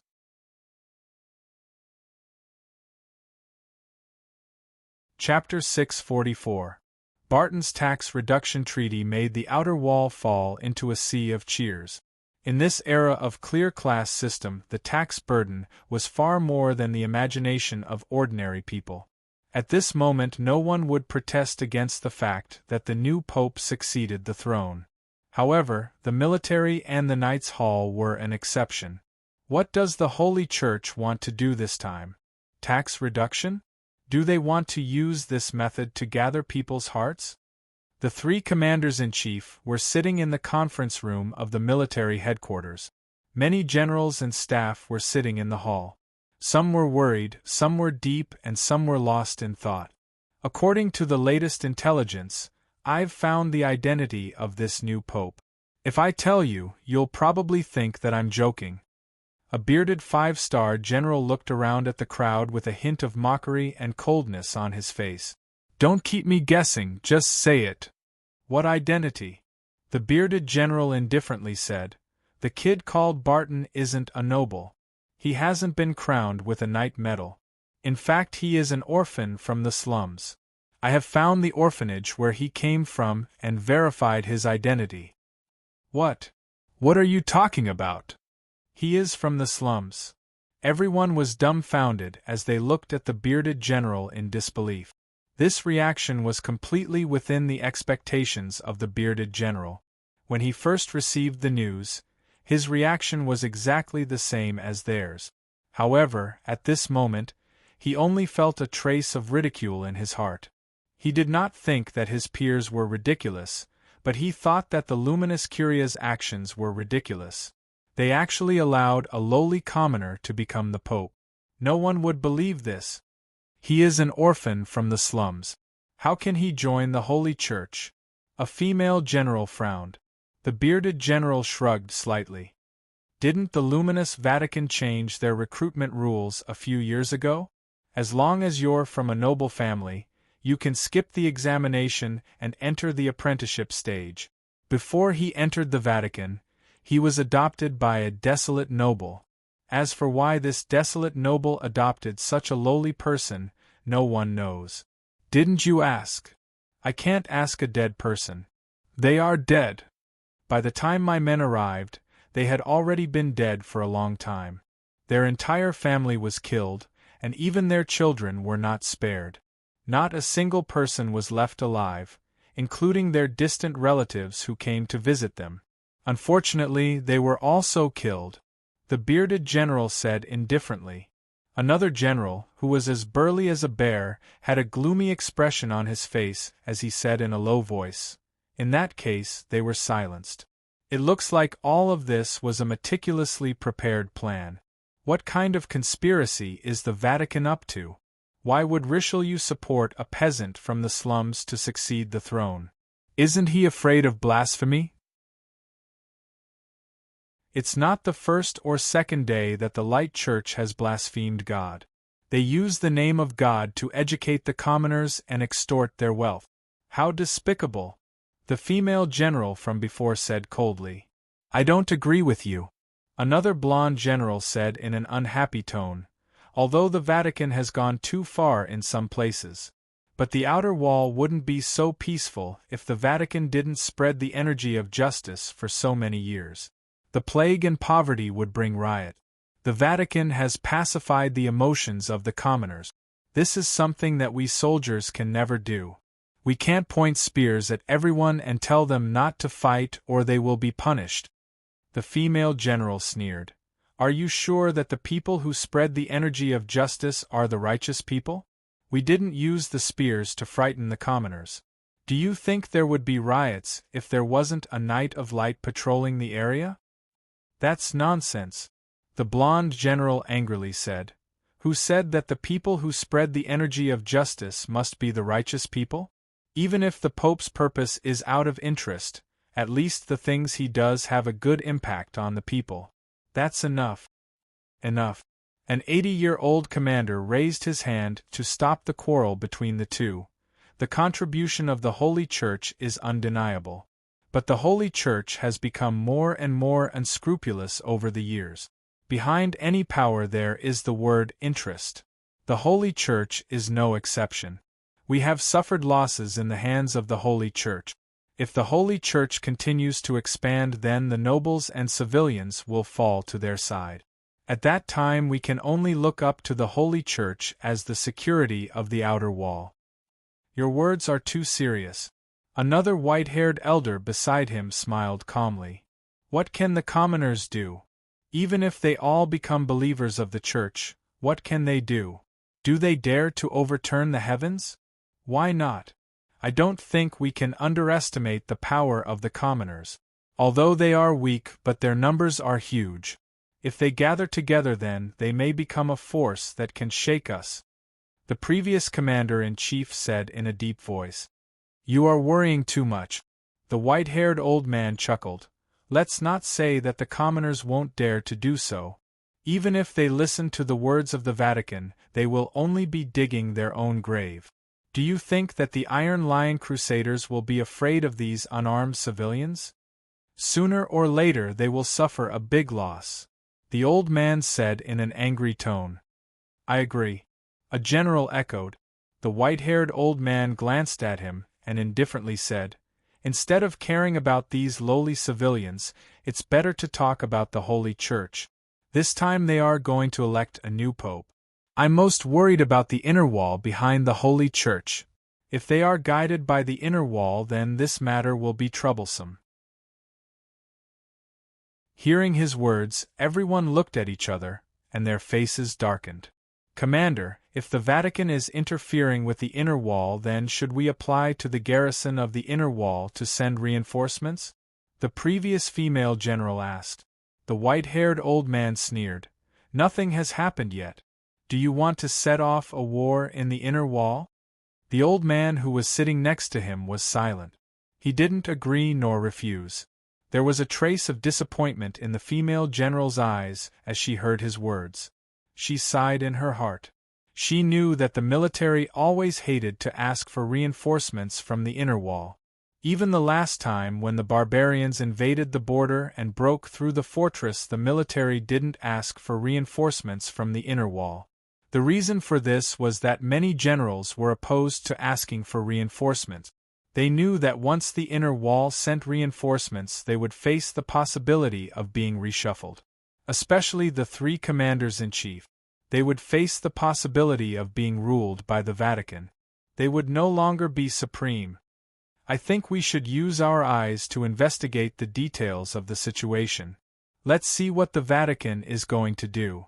The previous bearded general opened his mouth and broke the deadlock.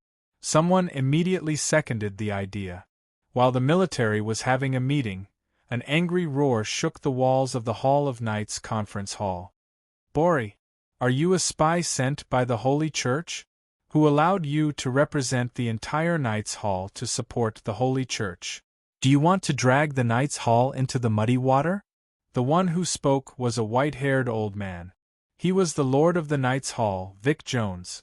Everyone coldly looked at the skinny old man. They were waiting for his explanation. Bori smiled bitterly. He knew this would happen when he used his identity as a legendary knight to commend the new pope. He silently thought about his words and said, "My lord, I'm not representing the entire Hall of Knights. I'm only representing myself.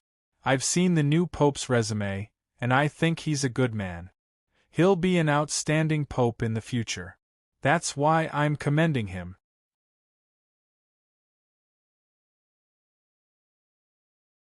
Chapter 645. Beauvray replied in a hurry, "Lord, it's not that serious. Besides, even if the inner wall takes action, we can take the initiative to show our goodwill. What's the harm?" "Stupid. Do you think that the military and the magistrate wouldn't take action if the Holy Church is behind the inner wall?"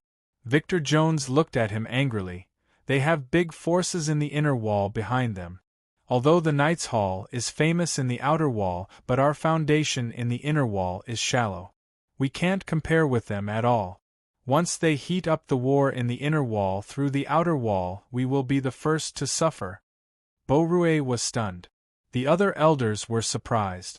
They had never heard him talk about such a secret before. Victor looked at Beauvray's reaction and didn't hide anymore. "The Knights' Hall has been making friends with all parties for so many years. We have the love of the nobles in the outer wall and the respect of the Holy Church. Even the military doesn't dare to look down on us. On the surface it seems that we are very strong and we are the faith of all the knights. But why haven't we actively developed our forces for so many years? It's not because we believe in the rules that we shouldn't fight with people for no reason. It's because our foundation isn't as strong as theirs." Beauvray's face slightly changed as he heard Victor's words. He didn't think that there would be such a secret. What he didn't expect was that it wasn't the rules that they respected and believed in but the most tacky and straightforward things. They weren't strong enough. The next day, Dean returned to the Temple of Elements. His appearance aroused countless onlookers and cheers. The Temple of Elements was the most excited when Barton succeeded as the Pope. Since Dean was arrested on charges of colluding with dark believers, the overall atmosphere of the Temple of Elements had been in a depressed state. Their image in the outside world had declined a lot. Even if there was a gag rule, the mages would talk about this matter in private. After all, they couldn't forget this person. No matter what kind of invention, they couldn't help but talk about this person. Especially the wood and lightning mages. After Dean left, they had been studying the principles of wood and lightning rods that Dean had left behind. The name Dean had become a monumental monument that couldn't be bypassed on the path of a mage. Although air magic was banned, there were still many mages who were interested in air magic and secretly studied it in their castles. After all, this was a completely different world, and its charm was unparalleled. Master Dew. Master Dean. Teacher. Teacher. Dean heard a different name in the shouts of support. He looked at the source of the voice and saw a small figure desperately squeezing in the crowd. His mouth kept calling teacher, but the voice was drowned out by the crowd. If it was not for his amazing hearing, he would not have noticed it. Dudian remembered that he was a student of the inner wall. His name was Edward. Teacher. Edward squeezed forward with all his might, afraid that he would miss this opportunity. Dudian walked towards Edward.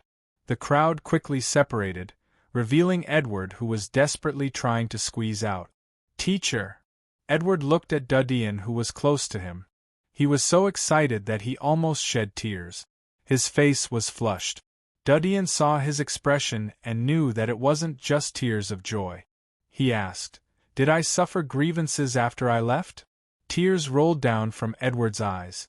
He didn't expect that Dudien's first words would directly hit his heart.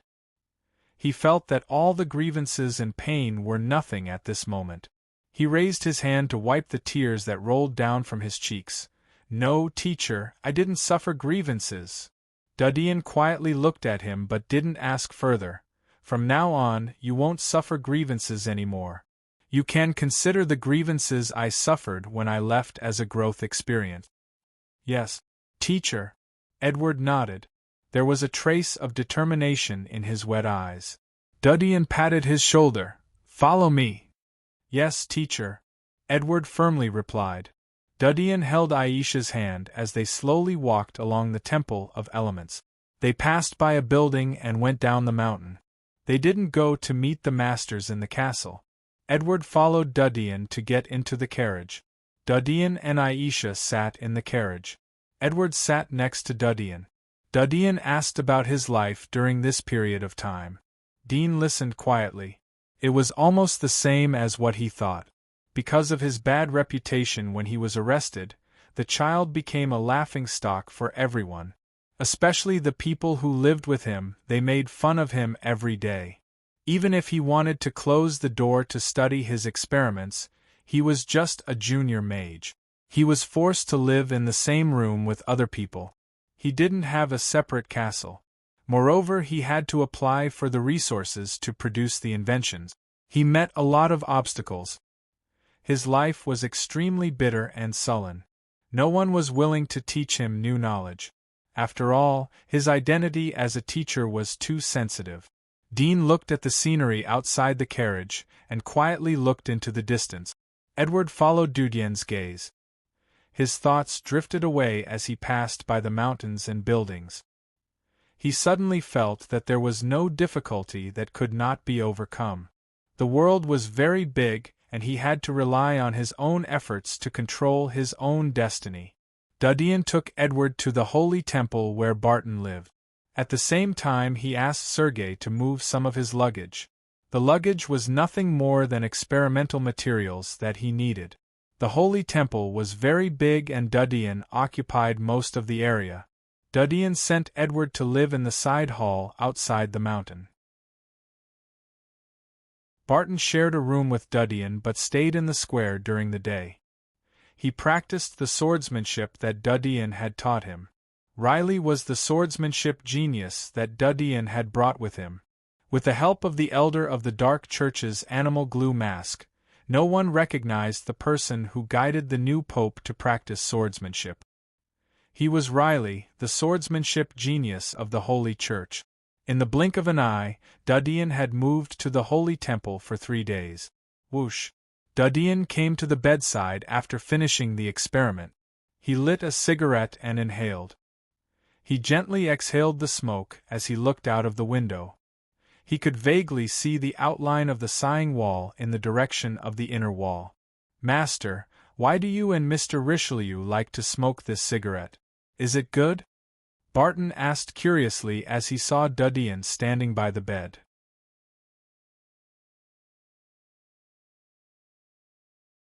Chapter 646. Barton was startled when he heard Dean's words. There was an inexplicable throbbing in his heart. He looked at his partner who used to eat in the same broken cafeteria.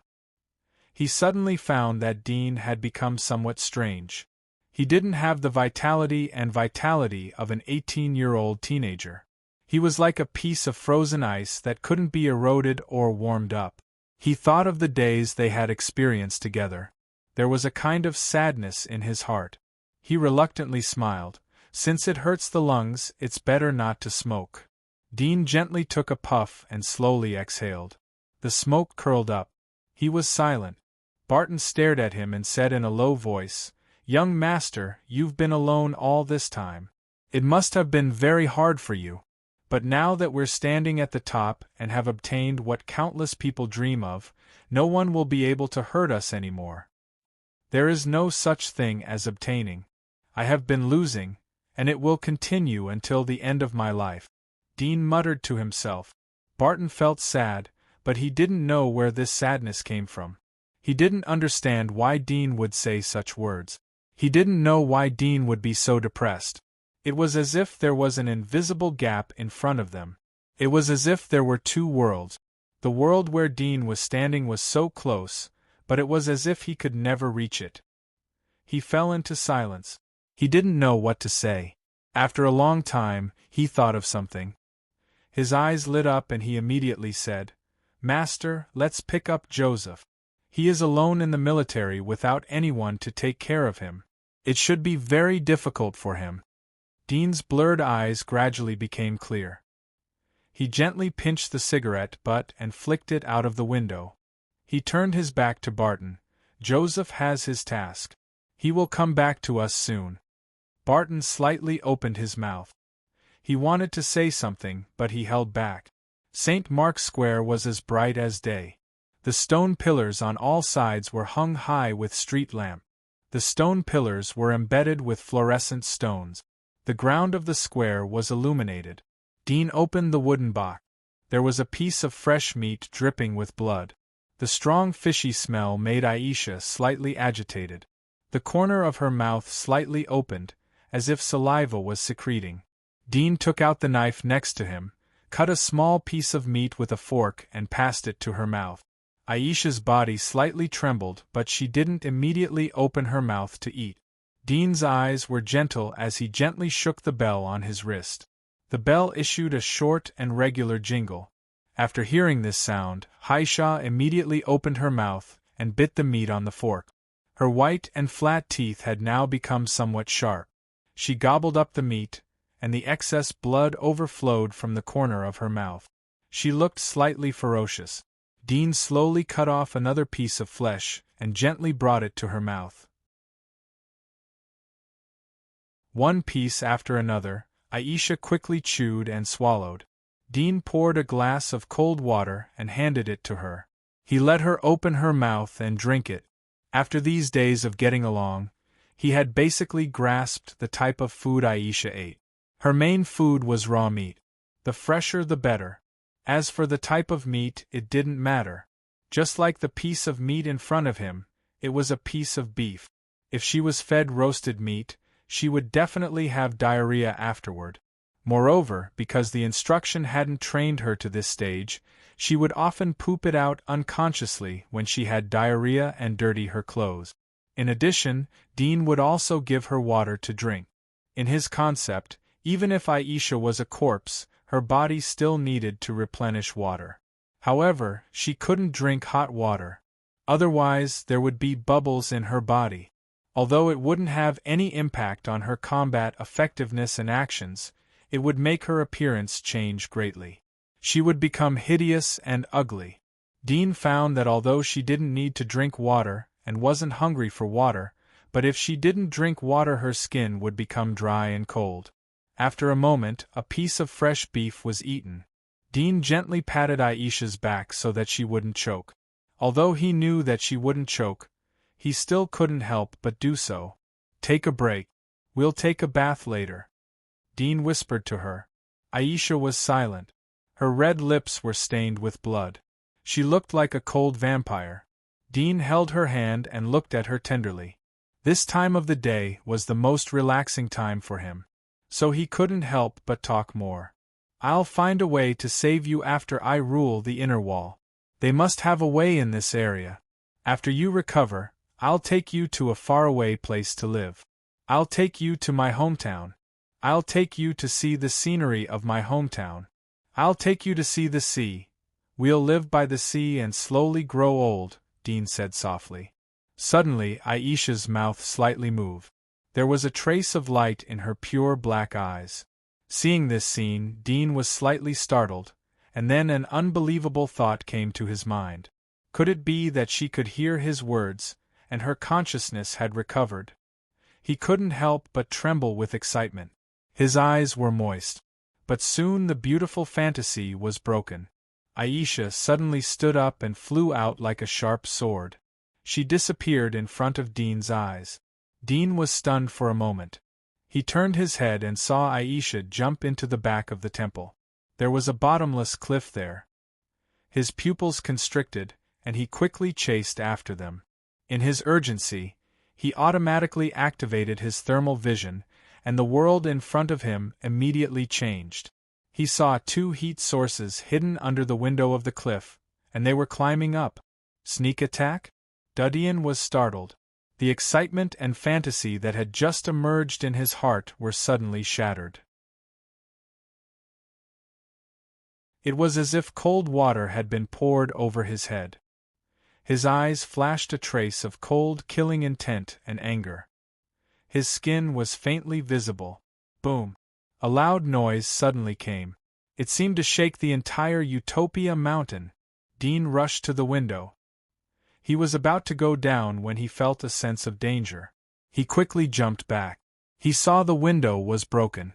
Two figures flew into the temple. It was Aisha and another graceful woman in a black robe. Under the contrast of the pitch-black robe, the woman's exposed arms were as white as jade, as smooth and exquisite as porcelain. Aisha immediately stabilized herself after landing. She turned and rushed toward the woman in a black robe. The black-robed woman's hood that covered her face had long been lifted. After rolling to the ground, she was just about to stand up when she saw Aisha rushing head-on. Her complexion suddenly changed, and she hurriedly retreated. Her fingers quickly touched her waist, and a black soft whip was suddenly thrown from her wrist, lashing towards Aisha, who was rushing head-on. Aisha didn't flinch in the face of this fierce blow. Instead, she raised her hand and grabbed the flying black whip with her slender palm. She used her elbow to pull the black whip in her direction. At the same time, she rushed to the front of the black-robed woman. Her originally beautiful and indifferent expression suddenly revealed a ferocious expression. She opened her bloody mouth and pounced towards the black-robed woman. The woman in a black robe was pale. She hurriedly raised her hand to resist, but her strength was like soft cotton. Puff! Aisha hugged her body and bit her throat. Her neck was instantly bitten through. Flesh and blood splashed all over her face. But Aisha didn't care. She was still madly biting desperately. The woman's screams resounded through the hall and soon died down.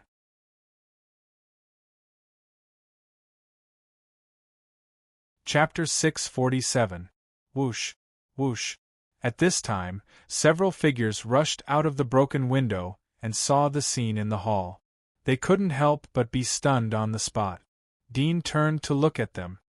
He recognized Francis as the leader of the Saints squad. He was the one who had brought him into the inner wall. Roar! Aisha growled and shook off the black-robed woman who had lost her life. She turned her head and stared at Francis and the others ferociously. Her body flashed and appeared in front of Francis and the others in an instant. Her hand passed through the throat of a burly young saint. The latter didn't even have time to react. His eyes were wide open. Dean quickly raised his hand and shook the bell. Aisha, who was about to pounce on the others, suddenly stopped her body with 3 thumps. Francis and others woke up. They felt as if they had fallen into an ice cave. Their bodies shivered slightly. Aisha, who had pierced her companion's throat, gave them a mountain-like pressure. Francis's throat was stiff. His eyes slowly climbed to Aisha's face. His pupils shrank as he looked at Aisha's face. It was followed by fear, as if he had seen the end of the world. How could this person be here? Did the monastery send you? Dudian asked. Francis's eyes were glued to Aisha's body. He turned his head and looked at Dean next to him. The horror on his face turned into astonishment. It's you? How can you be here?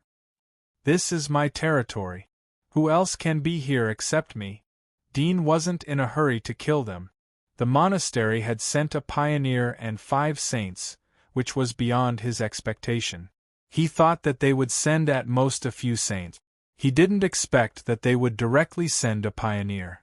It was not like the situation in the fairy tale where the main character kept sending the minions as practice targets. Then the main character would become stronger all the way and grow up to hang the villain boss. Your territory? Francis was dumbfounded.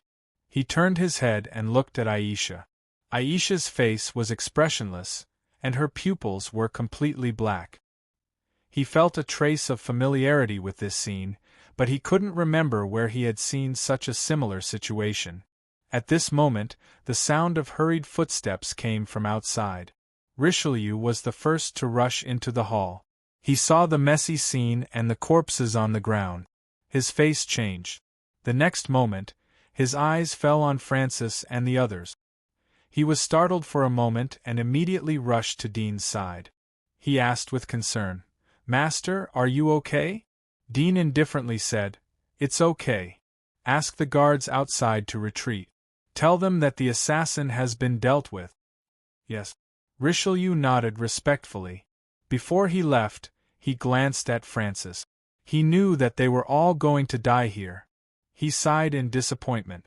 Francis looked at Richelieu, who had jogged over and then retreated respectfully. His eyes widened in disbelief. How could he be like this? "What did the monastery say when they sent you here?" Dudien said in an indifferent tone. "If you tell the truth, I may let you live." Francis looked at the legendary girl next to him, and then at Dean. His heart was full of shock. He hurriedly said, "We are old acquaintances. Today was a misunderstanding. We just came to check the situation of the outer wall. We have no malice." Francis squeezed out a kind smile. Dean lived in the Holy Temple where only the Pope could live. It was obvious that the change in the outer wall was caused by this teenager who was once a prisoner. Moreover, there was a legendary girl next to him. Could it be that the dragon family was ready to take control of the outer wall and start a war with the monastery? The monastery is aware of the change of the Pope. They sent you here to assassinate the new Pope and capture Richelieu. Dean indifferently said, "Don't play tricks with me. I just want to know the current situation of the monastery and the current situation of the inner wall." Francis's face slightly changed as he saw that Dudien had expected everything. He was impressed by the youth's intelligence last time.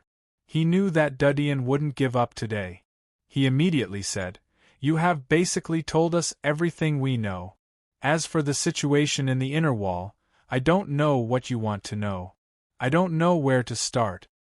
The matters of the Monster Research Institute, the Dragon family, the nobles of the inner wall and the monastery." Dudien said in a cold voice, "Tell me everything you know. The one who says more will live." Francis's face changed as he felt the commotion behind him. He knew that Dean was ruthless and merciless. Moreover, the legendary girl was next to him. It was impossible for him to escape. He immediately said, "I'll say that the dragon family hasn't had any major events recently." "Oh yes, the dragon family has replaced the Saintess." He looked at Aisha, who was next to him. "Continue." Yes, after a while, Francis finished his story. Dean looked at the people behind him. "Is there anything else to add?" They looked at each other as they didn't know how to answer. Dean slowly walked past one of the youths. The youth didn't have time to relax as he felt a pain in his neck. His consciousness was cut off and his body softly fell down. "You!" The other two clenched their weapons in anger as they saw Dean attack the youth. They wanted to attack but held back. Dean swung the dagger and said in a cold voice, "Is there anything to add?" The two of them looked at each other. One of the women said, "If we tell you, will you really let us go?" "Of course." Dean indifferently said, "I always mean what I say." The woman gritted her teeth. "Captain didn't say anything about the core of the monastery. I can add that the monastery has spent a lot of effort to control the outer wall. The first reason is that a legendary preacher of the monastery left a notice to educate the barbarians. The second reason is that the population of the outer wall isn't small. Although the conditions are bad, but the population is close to the population of the inner wall. So we have included the outer wall into the strategic deployment area of the monastery. I don't know about the specific deployment, but it seems that we are preparing for the future battle. Why didn't you send saints over?" Dean asked. Yes. The woman said, we sent 5 supervisors. Such a force is enough to monitor the outer wall. I didn't expect them to be destroyed. Dean nodded and looked at the other young man. Do you have anything to add? The young man's face was pale. I want to say the same as them. What about you? Only one of you can live. Dean looked at Francis. Francis was in a cold sweat. His mood was complex and contradictory. The people behind him were his brothers who had gone through life and death with him. I'll talk. Francis clenched his fists, gritted his teeth, and said, we have told you everything we know. I also know that the Elder's magic mark is the legendary Shadow Hunter. Francis, you. The 2 men behind him glared at him, their faces flushed with anger.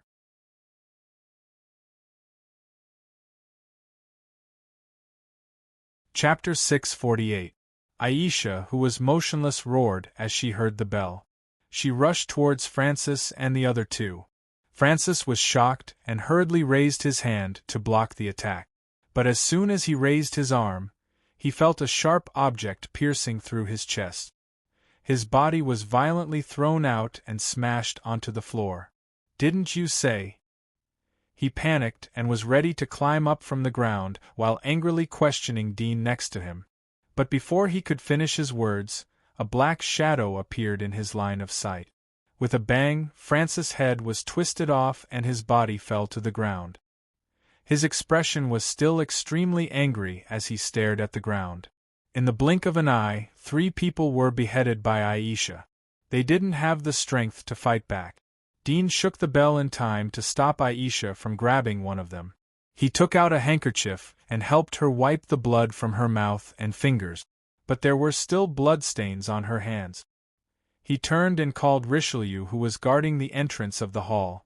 Tell people to come and clean up their bodies. Tell them that the Dark Believers attacked the Pope. Parade them in the streets and burn them in public. Richelieu nodded as he looked at the corpses on the ground. He didn't expect the saints sent by the inner wall to die so quickly.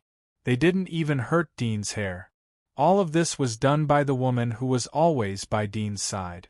She was definitely the strongest line of defense around him. She was the most dangerous and the most beautiful line of defense. Barton got the news after Richelieu left. He was relieved to see that Dean wasn't injured, but he noticed the corpses on the ground and the broken windows. He was surprised. Master, are you okay? Did they come to assassinate me? Yes. Dean nodded. Barton still had a lingering fear in his heart. He didn't think that these people would be able to climb up the cliff behind the temple. If he lived here alone, he would have probably been beheaded a long time ago. Fortunately, Master, you are here, otherwise He thanked Duddian. Although he knew that he wouldn't have been assassinated if he wasn't the pontiff, but it was a fact that Duddian saved his life again. Dean slightly waved his hand. The person who wants to hurt you is my enemy. This matter is also caused by me. It's getting late. Go to sleep. I'll deal with it. Barton looked at the corpses on the ground. The pungent smell of blood made his stomach churn, and he felt like vomiting, but he forced himself to endure it. He thought to himself, how can I sleep after such a big thing happened tonight? Although he thought about it, he still agreed and left the place. It really took courage to stay with a few corpses. You worked hard. Dean took Aisha back to the chair after Barton left. The coldness on his face had melted. He touched her cold hands. Next time they will send stronger people. Fortunately, you are by my side. Aisha was expressionless and didn't speak. After a while, Richelieu brought a team of Knights of Light into the hall. They dragged the corpses away and dealt with them. They called the servants to clean the ground several times to disperse the smell of blood. Dean took clean water and washed Aisha's fingers and lips. He took her to the other side of the hall and sat down. He estimated that it was almost time for the other forces to take action. The corpses of Francis and the others were escorted by the Knights of Light and paraded through the street. Countless passers-by gathered and pointed at the corpses. The news of the Pope's assassination spread to the military headquarters and the Knights' Hall. "General, I've personally looked at the corpses. The faces of the Dark Believers were destroyed and couldn't be identified. Their deaths were tragic. It wasn't caused by weapons. It seems like they were forcibly torn apart by something." Forcibly torn apart? Yes, I also asked someone to secretly shoot arrows at the corpses. The result was very surprising. The arrows didn't pierce the corpses of these people. According to this subordinate's guess, these people's physique is mostly at the top hunter level, or their magic marks are inclined to strengthen their bodies. Oh? The arrows couldn't pierce the corpses? Are you sure? I'm sure. It seems that the Dark Church has sent out all their masters.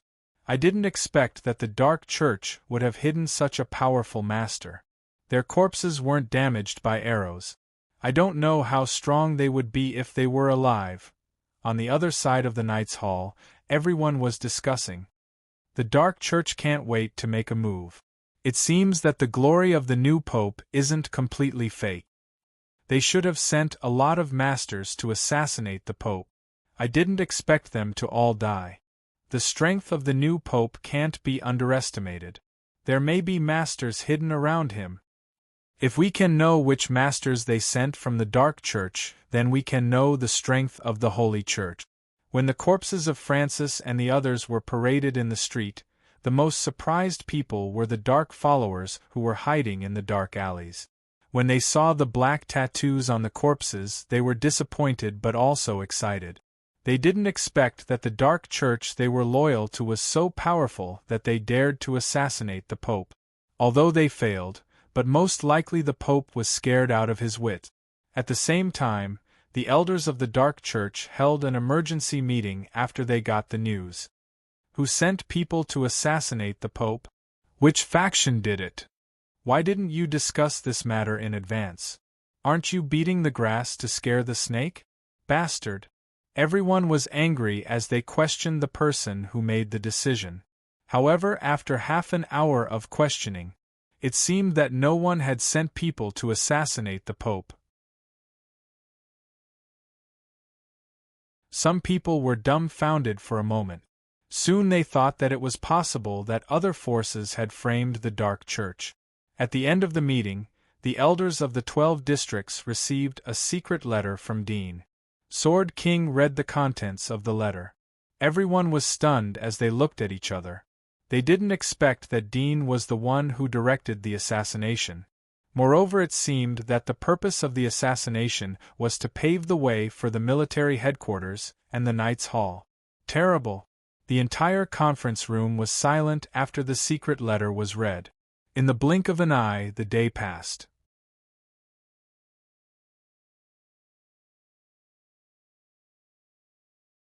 Chapter 649. Master, Commander-in-Chief Bryson has colluded with the Dark Believers?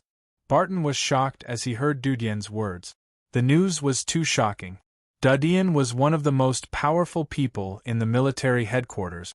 It was unbelievable that he had dealings with the dirty and evil followers of the dark religion.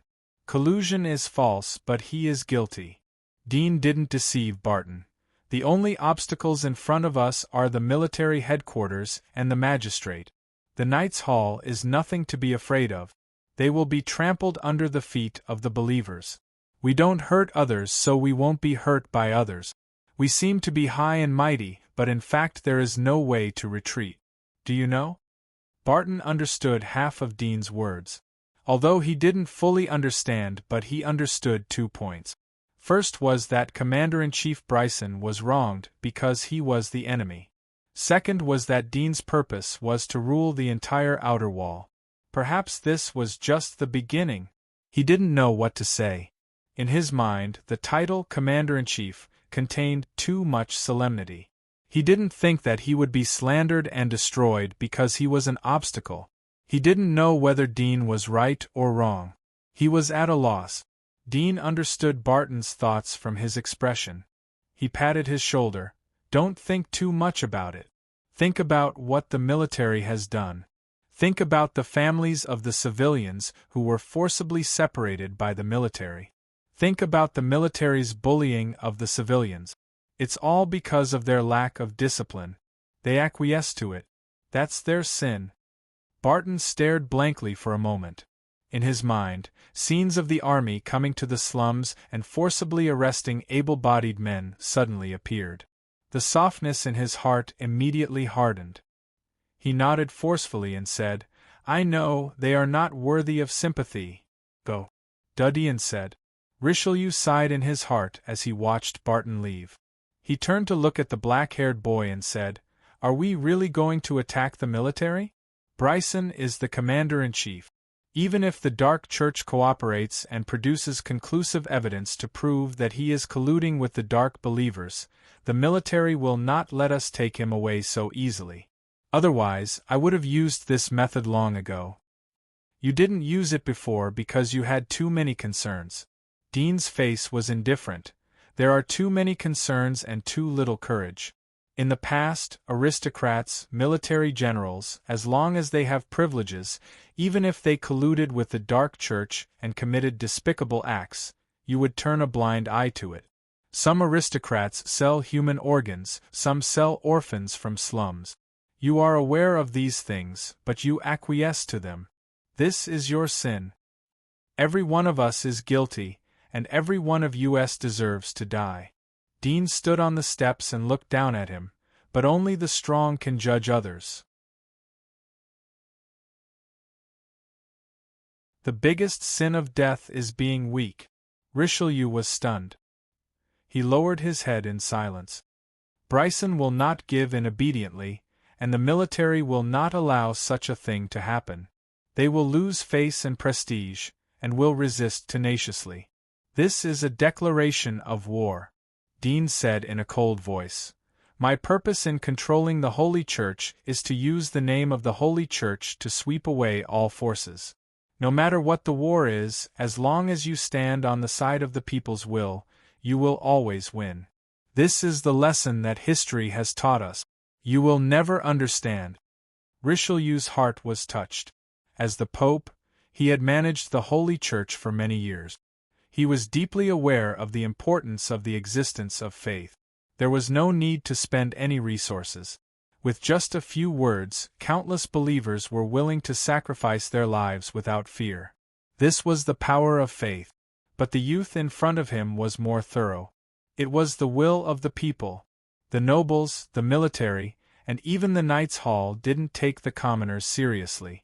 Just from the way the commoners blurted out the word untouchables, it was easy to see what kind of discrimination it was. However, only he knew that although the commoners were weak, they could be an unbeatable force when they gathered together. It was enough to overthrow everything. And this point, besides him, this youth was actually able to comprehend it as well. Just this breadth of vision alone was enough to make him feel terrified. This is not an arrest operation, but a full-scale declaration of war. Dean stared at Richelieu. "This time I need you to personally lead the team. Let the King of Light cooperate with you to defeat the military in one fell swoop. Do you understand?" Richelieu stared at him blankly. After a while, he slowly lowered his head. "I understand. I will do it. Go, I'll be here waiting for your good news," Dean indifferently said. Richelieu deeply bowed and turned to leave. The entire Holy Church was boiling when the Holy Edict came out. The news quickly spread to all forces and even to the civilians. "Commander-in-Chief Bryson is colluding with the Dark Believers? Oh my God, the dignified Commander-in-Chief is mixing with the Dark Believers. No wonder the Dark Believers are so arrogant.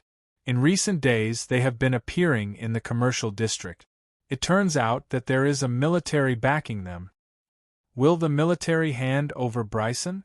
They won't let the Holy Church take away such a big deal.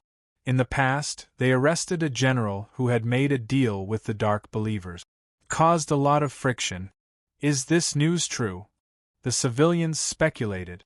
The nobles of the 6 consortiums, magistrate and the Knights' Hall were shocked when they heard the news. They knew the consequences of the Holy Church's announcement. It was equivalent to a formal declaration of war with the military. If the Holy Church retreated, then the prestige of the Holy Church would be greatly damaged. But if Bryson was sentenced, then the prestige of the military would be damaged. This news was equivalent to a declaration of war between the two forces. Father, is this true? Is Commander-in-Chief Bryson colluding with the Dark Believers? Child, your political awareness is still too shallow. The Holy Church is deliberately looking for an excuse to start a war. Moreover, if the Holy Church wins, then the outer wall will be dominated by the Holy Church. So that's how it is. In other words, this thing is fake? It doesn't matter if it's true or false. What's important is power. People will take it seriously even if it's a lie. People will take it seriously if it's a lie or not. People will take it seriously if it's a lie or not.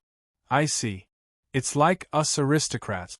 No matter what we say, the untouchables will believe it. Yes, the untouchables won't be jealous of the aristocrats, but they will be jealous of the untouchables.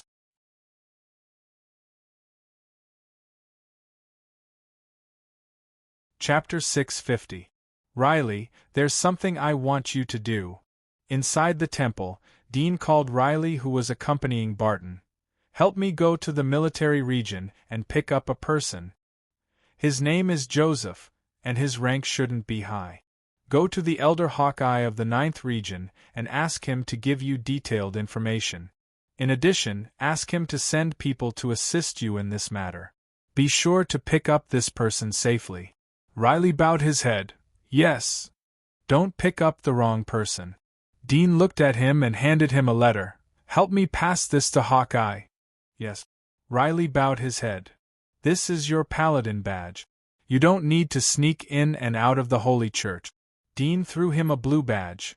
I know what your wish is. I'll let you fulfill your wish after you finish this matter. Riley's body slightly trembled. Yes. Dean got up and came to the entrance of the temple. He saw Barton practicing his swordsmanship in front of the grass target. He called out to him. Barton heard the call and immediately stopped. He turned around and put away the wooden sword. He wiped the sweat off his forehead and trotted over the step. He came to Dean and asked, Master, are you looking for me? I haven't given you any gifts after following me for so long. Dean took out a handkerchief and wiped the sweat from Barton's forehead. I have something for you. Come with me. Barton was moved as he looked at Dean, who was carefully wiping the sweat from his forehead. Although he felt that Dean was very different from before, but there was no difference in the way Dean treated him. Young master, you've already given me the position of Pope. I can't take anything else from you, Barton quickly said. Dean handed him the handkerchief. Let's take a look. Barton took the handkerchief and slightly clenched it. He followed Dean into the hall. Dean came to the desk, opened the drawer and took out a black wooden box. There is a rare and precious parasitic soul worm inside. It's called the Listener. I asked someone to find it for you. Now that you are in a high position, you will encounter hostility from all directions in the future. You have to improve your strength. Are you willing to use it? Barton was dumbfounded. He was no longer an ignorant and inexperienced person.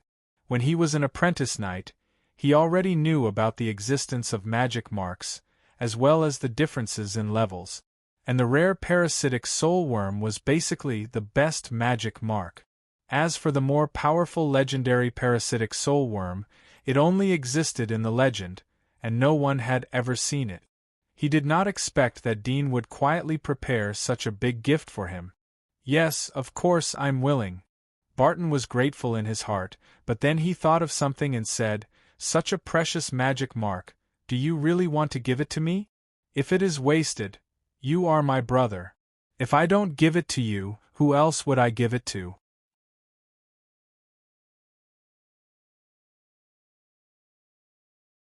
Lorenzo saw that the generals were getting emotional.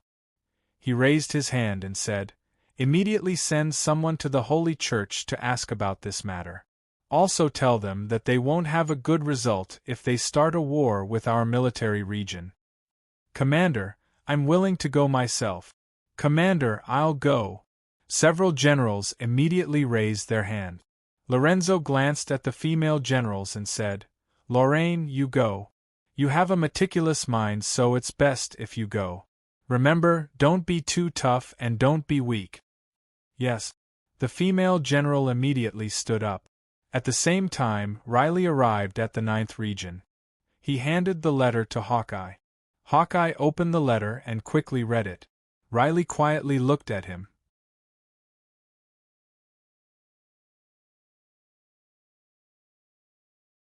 Chapter 651. Riley's eyes flickered, but he did not ask.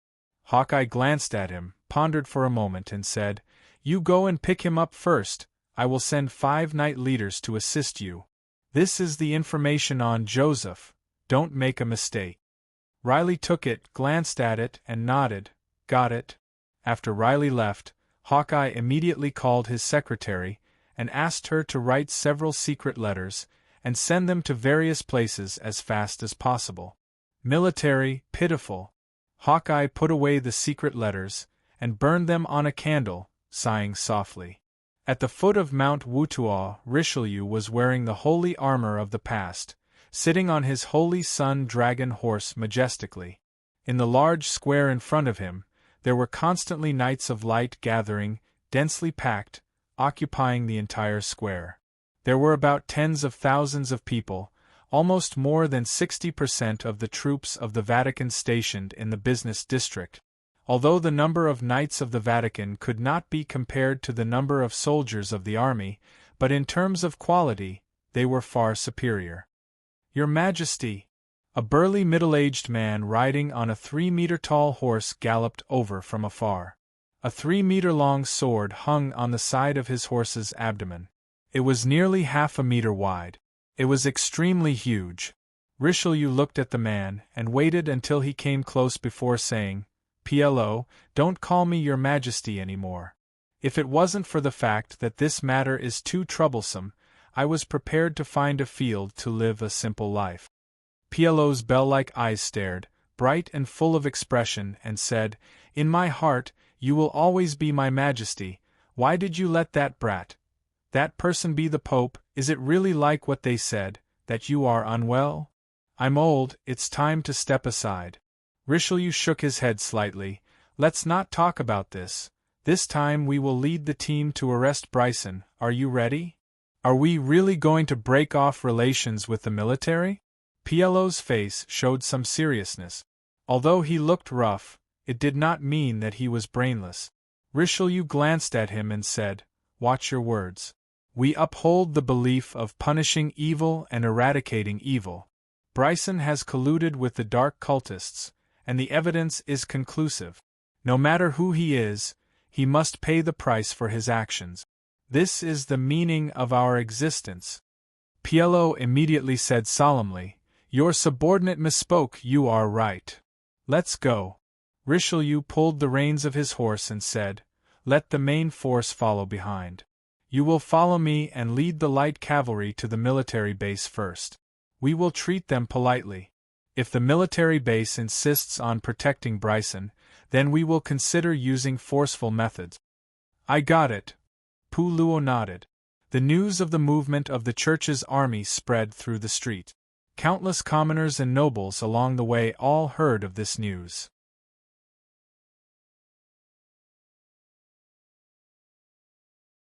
He slowly walked towards Richelieu and smiled. "Mr. Richelieu, Mr. Pullo, the people below don't know any better. Please come in with me." With a smile on his face, Richelieu said, "They say that soldiers are straightforward. Commander, please don't beat around the bush with us. I'm sure you know why we're here. Give us a straightforward answer. Are you going to hand him over or bail him out?" Lorenzo's smile slowly disappeared as he saw Richelieu being so direct. He looked at him. "Do you have any evidence that Commander Bryson is colluding with the Dark Believers? There's something fishy about this matter. I think it's better to investigate and then arrest the culprit. After all, Bryson is the commander of our military region. How will we maintain the security of the outer wall if he's arrested by you?" "Naturally we have evidence," Richelieu said. If you don't believe me, then please let Commander Bryson come out to meet us. Lorenzo slightly frowned. Commander Bryson is performing official duties outside. I can help you call him back, but it will take some time. How about you come in with me to rest? Richelieu narrowed his eyes. No need. We will wait here. Lorenzo didn't say much as he saw that Dudien didn't eat soft words. He politely said a few words and then rode back. That old bastard Richelieu. He doesn't listen to good words. Does he really think that the military region is afraid of him? One of the generals said in an angry tone as they entered the courtyard. Although he deliberately restrained his voice, but it wasn't difficult to hear his words since they weren't far from the courtyard. Lorenzo looked at him and knew that he was deliberately saying this for Richelieu to hear. He said, "Don't be rude. When the matter is investigated, they will give Commander Bryson justice." Although he was reprimanding the general, there was no anger on his face. Little bastard. There was a trace of anger in Poulot's eyes as he heard the voices coming from the back of the courtyard. He tightened his grip on the rope. Richelieu indifferently said, "Don't be angry. The dog bit you, so you can't bite the dog back." Poulot slightly gritted his teeth. He knew that the other party was deliberately provoking them. The military region would take the opportunity to cover up Bryson's matter. Richelieu heard the sound of hooves of Lorenzo and others going away. He turned to Poulot. "Don't worry. Since they want to delay, then let them do it. The longer they delay, the better it is for us." "Good for us?" Poulot was puzzled.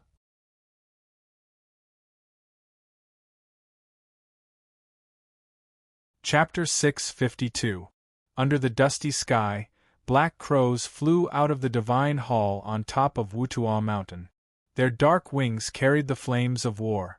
With Wutuo Mountain as the center, they drew out streaks of flames in all directions. A certain nobleman was drinking wine and hugging a woman. He looked at the graceful dancers at the banquet and laughed heartily. Suddenly, he caught a glimpse of a black crow flying over the windowsill, and his expression changed slightly. A deacon wearing a white robe was immersed in the details of today's cases. He heard the sound of wings flapping outside the window. He turned around and saw a black crow perched on the window lattice. There was a fine scroll tied to its claws. The dark pupils of the crow reflected his own face. In the ancient castle of a golden knight, the knight was hugging his beloved woman, wiping his dagger and gently playing with it while chatting with his lover. Suddenly, his ears twitched, and he looked out of the window beside him. A tiny shadow was flying towards him. Lorraine galloped down the street on her black mane horse. She looked straight ahead, in the direction of Mount Wutuo. She didn't notice that a black crow flew straight over her head, flapping its wings in the distance behind her. After a moment, Lorraine arrived in front of Utopia Mountain. She pulled the rope of the horse and shouted, "General of the military, Lorraine. I'm here to see the Pope. Quickly go and report." The attendants at the foot of the mountain looked at each other. One of them respectfully trotted up the stairs. "General." Dean narrowed his eyes as he heard the news from Barton. "It seems that the military doesn't want to make a big move and tear all pretense of cordiality with us." Barton was curious. "Is the military not as strong as us?" "Of course they are stronger than us," Dean indifferently said, "but the stronger the person is, the more they care about their feathers. The strong won't easily fight with others. Once they are injured, then they are no longer strong." Barton didn't really understand and asked, "Then what do we do now? You are the Pope. How can a general of the military see you?" "Let her wait." Dean glanced at him. "I'll leave this matter to you. Think about how to do it yourself." Barton was startled, and suddenly felt a trace of embarrassment. Previously, he had a vague feeling of restraint in his heart. All the ideas were decided by Dean, which made him a little uncomfortable. But now that Dean had handed everything over to him, he suddenly felt like he was holding a hot potato in his hand. He didn't know how to deal with it. If he didn't handle it well, it would ruin the big plan. Barton scratched his head and said, "Well, I think it's better if you take care of this, young master. It's fine. I won't blame you. Barton knew that there was no room for maneuver as he saw Dean turn around. He felt that it was very painful for him to make the decision himself. Then I'll go. He bit the bullet. Go. When Lorraine stepped onto Mount Wutuo, the 18 noble families of the Huasheng Financial Group on the other side expressed their support for the church's crusade. At the same time, the 3 famous masters in the poetry world also published articles in the Express at the same time. Their slogan was extremely loud: "Purify all darkness." For a time, many masters who were deeply loved by the common people, including painters and musicians, all stood up to express their views. I hope the military doesn't harbor criminals. As the dignified commander-in-chief, he colluded with the dark cultists and bullied civilians. It's simply despicable. God said that the existence of light is to dispel all darkness. I agree with the sacrificial spirit of the Holy Church. It will be a disaster for the entire outer wall if the military decides to cover up their accomplices. It will lead to rivers of blood. I hope the military will reconsider. The sword of a knight, the glory of a guardian knight. The sword of the Church, the light of the guardian deity. All evil and darkness will be destroyed. I hope that the military can execute Bryson personally and give justice to everyone. Think twice? Think twice, my ass. In the conference room of the military headquarters, everyone looked at the news report that had just been sent to them. All of them were furious. Why don't you accuse the Holy Church of being reckless if you know that it will affect the entire outer wall? A bunch of bastards. A general pounded on the table. They don't distinguish right from wrong. They don't have any evidence, and yet they persuade us to be kind. Shameless. Shameless. We have protected them in the past, and now they are accusing us. They haven't even investigated the matter, and yet they are supporting the Holy Church. What a group of pigs. Another general was equally angry. His beard was trembling. Lorenzo's face was gloomy. There must be something fishy going on here. The Holy Church's hands are deep enough to make the magistrate, the Hall of Knights, the nobles, and the masters all stand up. How sinister! What is Lorraine doing? She hasn't come back yet? Isn't it enough for her to go back and forth to the Holy Church? Another one-eyed general roared. Another person next to him replied, "Don't count on it. It seems that the Holy Church will break off relations with the military. It's useless for Lorraine to go. She will be delayed by them. Damn the Holy Church. How come I didn't know that they were so cunning? Well, they are deceiving the world in the name of God. They despise God the most. It's too late to say this. What should we do? Do we really have to go to war?" Everyone looked at each other. At this moment, another announcement came from the outside. A captain quickly ran in and handed over the dispatch in his hand. The general standing at the end of the table took the news. Another general next to him asked, "What news is it?" "I don't need to read it to know that someone is supporting the Holy Church," another general mocked. The general who took the news opened the newspaper and quickly glanced through it. His face suddenly changed. He looked at Bryson, who had been sitting silently at the conference table. "Commander, the Holy Church has sealed your castle. They have also found the dark cultists hiding in your property. They are being punished on the street." What? Everyone was shocked. St. Lorenzo couldn't help but look at Bryson, who was next to him, and saw that the latter was also shocked. The other generals looked at Bryson. In addition to shock, there was also a hint of suspicion. Could it be that this was not a slander by the Holy Church, but Bryson was actually secretly colluding with the dark cultists? Thinking of this, the surging atmosphere suddenly became a little cold. Bryson reacted and clenched his fists in anger. "This is a frame-up!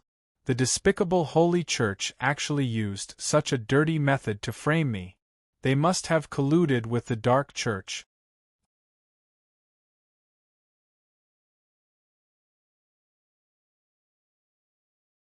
Chapter 653. Get out of the way! Get out of the way!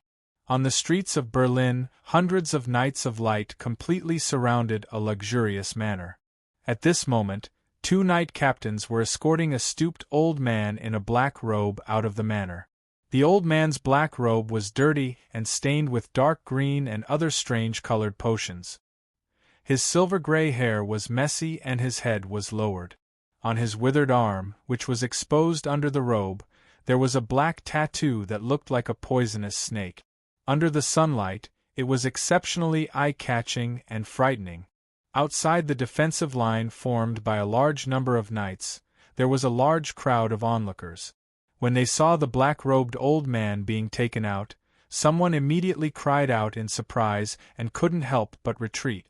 The black robe was often worn by the dark disciples, although some adventurers also preferred to wear it. But the black tattoo was the devil's symbol that everyone feared. It seemed that the pure black pattern itself represented disease, disaster, and death.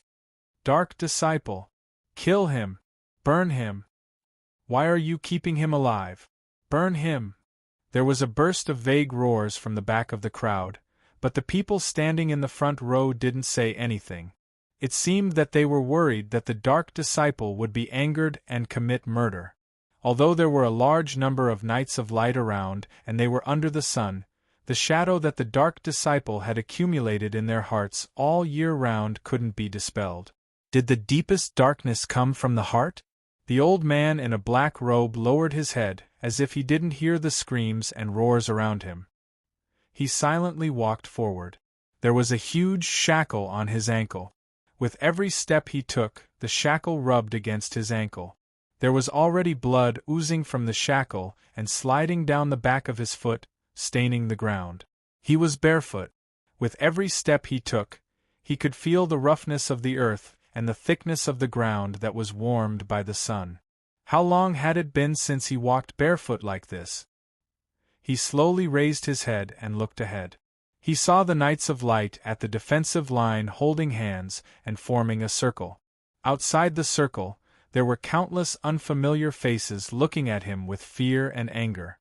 Walking from one circle to another, it seemed that it was always out of reach. His gaze continued to move upwards, looking at the fluttering white clouds in the sky. A gentle breeze blew, and he felt bursts of warmth, as well as a kind of relief. It will be over soon. He thought silently in his heart, and a young face appeared in his mind. That was his grandson, and also his only remaining relative. His death would allow him to live. This seemed to be very fair. Birth always seemed to be accompanied by death. Death also meant a new life. He was old, and he felt that it was worth it to exchange his aged body for his grandson's life. After all, he was still a child. He still had many years to live. "Behave yourselves," a knight captain berated. The old man staggered 2 steps forward. The pain from the friction of the shackles made him grin slightly, but he endured it and did not cry out. After living for so many years, he was already used to pain. Behind the old man and the 2 commanders, there were dozens of Knights of Light escorting more than a dozen people wearing strange black clothes. The style of these black clothes was strange, but the people of the Dark Church could recognize them at a glance. They were the clothes of apprentices. Soon, all of them were escorted to the street and knelt in a row. The onlookers gradually became bolder as they saw the followers of the Dark Church being so obedient. They roared in anger, "Burn them to death! Burn these devils to death!" A knight captain glanced at the crowd outside. He saw that the time was almost up, so he immediately called a knight to prepare for the execution. "In the name of God, I sentence you." A paladin came, holding a silver sword. He raised it high in the sky. The light shined on the blade of the sword. It was dazzling and reflected a rainbow halo. After reading the sentence, he walked in front of the old man. "Do you have anything else to say?" The old man was silent for a moment, then suddenly shouted, "We pledge our lives to follow Lord Bryson." "Evil creature, damn you!" The paladin roared as he suddenly waved his sword. Puff! The blade of the sword was exceptionally sharp. It instantly cut off the old man's head. A huge head fell to the ground. Blood splashed on the people next to him. A young man who was kneeling next to him was pale. He fell to the ground and screamed in horror. Immediately, a knight pressed down on his shoulder. Kill! Kill them all! The shouts outside became even more ferocious. The paladin executed the sentence one by one. Heads fell to the ground one by one. The bloody scene made some women close their eyes in fear. They covered their eyes and retreated to the back of the crowd. Soon, all of them were executed. The knight captain loudly said, "The followers of the Dark Church are conducting evil experiments here. They have all been executed. If you have any clues about the followers of the Dark Church, please report it to the Holy Church. The Holy Church will reward you handsomely." Good. The Holy Church shines brightly. A few voices shouted from the crowd. The rest of the crowd immediately cheered. Waves of earth-shattering cheers could be heard. The two knight captains looked at each other and ordered their subordinates to clean up the corpses on the ground.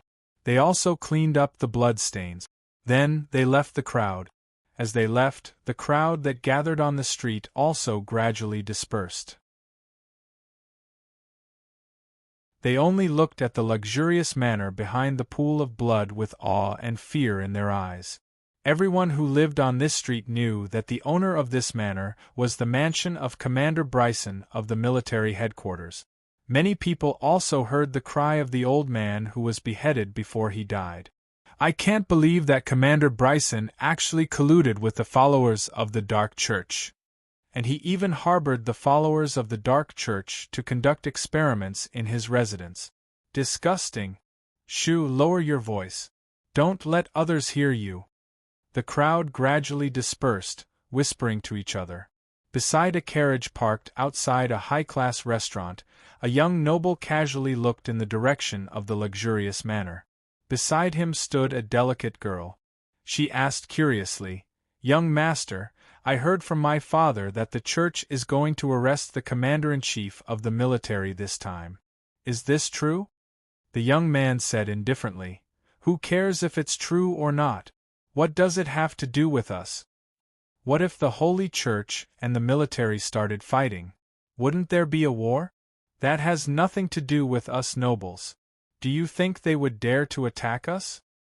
"That's true, let's go and eat your favorite foie gras with plum juice. Commander Bryson, we believe in your innocence. There must be something fishy about this matter." St. Lorenzo looked at the flustered and exasperated Bryson and comforted him. Bryson glanced at him. His heart was filled with anger. He thought, "Maybe you colluded with the Holy Church to frame me. You want to use the Holy Church to get rid of me. Stupid." When the others heard St. Lorenzo's words, they immediately knew that this time the military must protect Commander Bryson. They didn't dare to show any strange expressions. However, they couldn't help but curse in their hearts. "Only you dare to say that the Holy Church colluded with the followers of the Dark Church to frame you. Who would believe that? Since the Holy Church doesn't care about the reputation of our military, we don't need to talk to them anymore. Let's see the truth with our fists." St. Lorenzo looked at the people present and said, "Commander Bryson would never collude with the followers of the Dark Church. The Holy Church is clearly trying to humiliate our military. We must make the Holy Church apologize for this matter. Since they have the so-called evidence to force us to submit, we can only beat them into submission and then discuss with them." The generals looked at each other. They didn't expect that although he was old, his courage was still the same. When he was young, he was nicknamed the Golden Lion. This showed how irritable he was. "I agree with the commander. This battle is unavoidable." The Holy Church investigated the evidence and made a decision without discussing with us in advance. Once we give in, we will never be able to face anyone again. We must make the Holy Church apologize. That's right. Everyone agreed. Bryson was stunned. There was a trace of tears in his eyes. He stood up and held St. Lorenzo's hands.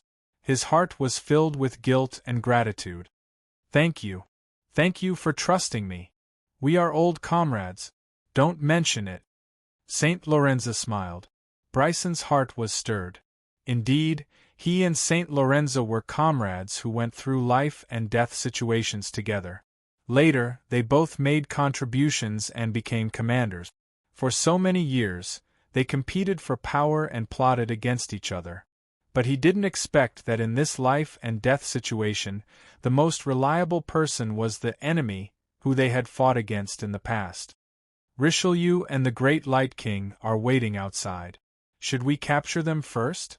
A general asked. St. Lorenzo's eyes flickered. We can't attack directly. Otherwise, even if we win, the people will think that we forced the Holy Church to admit their mistake. Not only do we have to fight, but we also have to fight on the side of innocence. The generals were excited and looked at him curiously. St. Lorenzo glanced at the crowd and immediately whispered his plan. After listening to his words, the entire place fell into a brief silence.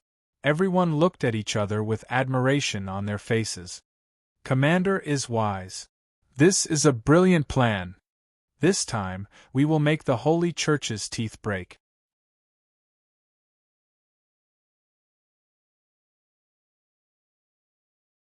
Chapter 654.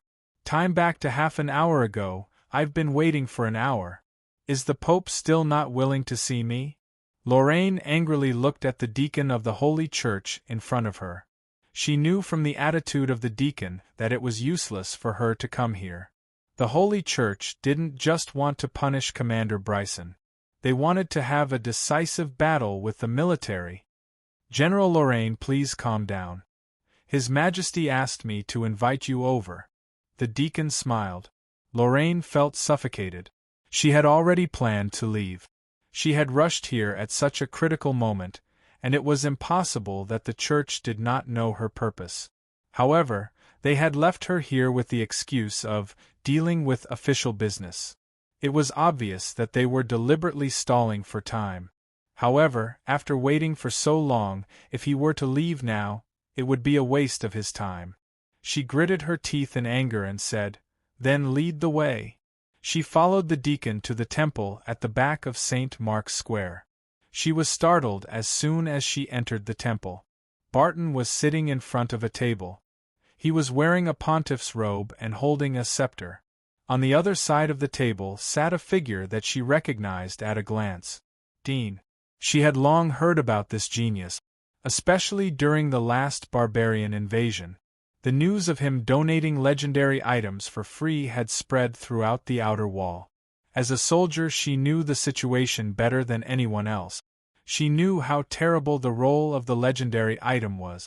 It wasn't an exaggeration to say that it was the legendary item that turned defeat into victory for the military and expelled the barbarians from the country. It was also because of this that many soldiers and generals in the military headquarters were grateful to him. This was not as simple as winning or losing a battle, but it had saved the lives of countless soldiers and countless families. Barton looked up at the female general. He was nervous and cramped. "Is there something you want to talk to me about?" Lorraine came back to her senses. She resisted the impulse to go crazy. "Your Majesty the Pope, is it true that you found out that Commander Bryson colluded with the Dark Believers? Commander Lorenzo thinks that there is something fishy about it. I hope you can investigate it in detail so that our military is innocent." Barton didn't know how to respond. He turned to look at Dean. Lorraine was staring at the new Pope's face. She was stunned when she saw the Pope turn around to ask Dean's opinion. She subconsciously looked at the genius who had appeared out of nowhere and then quickly disappeared. She found that the latter's temperament was calm and indifferent. There wasn't the slightest emotion on his face. He was as unfathomable and unreachable as the starry sky. "It's black. How can it be innocent?" Dean glanced at Lorraine. Lorraine was stunned. She even suspected that there was something wrong with her ears. She widened her eyes and said, "Mr. Dew? What did you say?" "I said you are black. How can I bleach you? Dean repeated patiently. Lorraine was sure that it wasn't an illusion. She turned to look at the new pope. She saw that the latter was quietly looking at her. It seemed that he had given the right to speak to Dean. She was confused. Although she admired the young genius, but the latter was just a genius. What would he know about the chaos of the entire outer wall? However, she couldn't understand the attitude of the new pope. She felt incredible. Mr. Dean, I hope you don't talk nonsense. You should be responsible for your words. Although confused, Lorraine still stared at Dudyan and said. At the same time, her favorable impression of Dudyan instantly decreased. Of course I will be responsible. Dean glanced at her. I have said that I will replace your military region. I will definitely replace your military region. I always mean what I say when it comes to my enemies. Lorraine was stunned. She stared at him in disbelief. Are you crazy? What nonsense are you talking about? She turned to Barton. Your Majesty the Pope, Mr. Dean has maliciously insulted our military region. I ask you to sanction him immediately. Barton slightly spread out his hands. I can't sanction the young master. Young master? Lorraine was confused.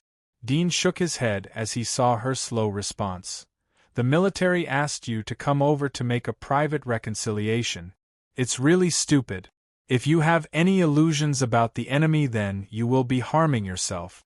Just like you are now. Lorraine stared at him blankly. Although she did not understand what he meant, she had already understood. However, the truth was so unbelievable and terrifying that she felt like she was in a dream. You're the real Pope? How is it possible that Richelieu would give up his position to you? Why would he work for you? She couldn't imagine how a genius in the field of invention could have the ability to reach this step. You don't need to think about it because you are the losers. The losers will never know the real reason why they failed. Dean's expression was indifferent as he put the teacup on the table. The three commanders have no way out. They should be planning how to make us suffer and swallow the consequences of their recklessness. I guess they will create a bigger scandal to cover up Commander Bryson's matter. Then they will take the opportunity to attack the Holy Church and get the nominal justice. Lorraine looked at him. Her thoughts were chaotic, and she was at a loss. It's a pity. Your dreams are beautiful, but you will never know how many of my spies are in your military headquarters. Dean looked down at her. Moreover, the military has sent a general here. It's a heavy coffin lid. Lorraine suddenly sobered up. There was a strong, ominous premonition in her heart. What do you want to do? I'm just here to send a message. You can't kill me. Dean indifferently glanced at her and turned to Barton. Are you ready? Barton bowed his head. Master, I'm ready. He revealed his arm, which was wrapped in white bandages. Lorraine was startled. Conference room of the military headquarters. St. Lorenzo raised his hand to suppress the admiration of the generals and said, Just do it. Time is of the essence and there is no time to lose. Yes. The generals immediately obeyed. Report. Almost at the exact same moment, a report suddenly rang out from outside, and a major rushed in with a dispatch in his hand. Everyone's eyelids twitched as they saw the newspaper in his hand. They instinctively had an ominous feeling. It seemed that every newspaper that came today was bad news. What's the matter? Lorenzo stood up and looked at the newspaper.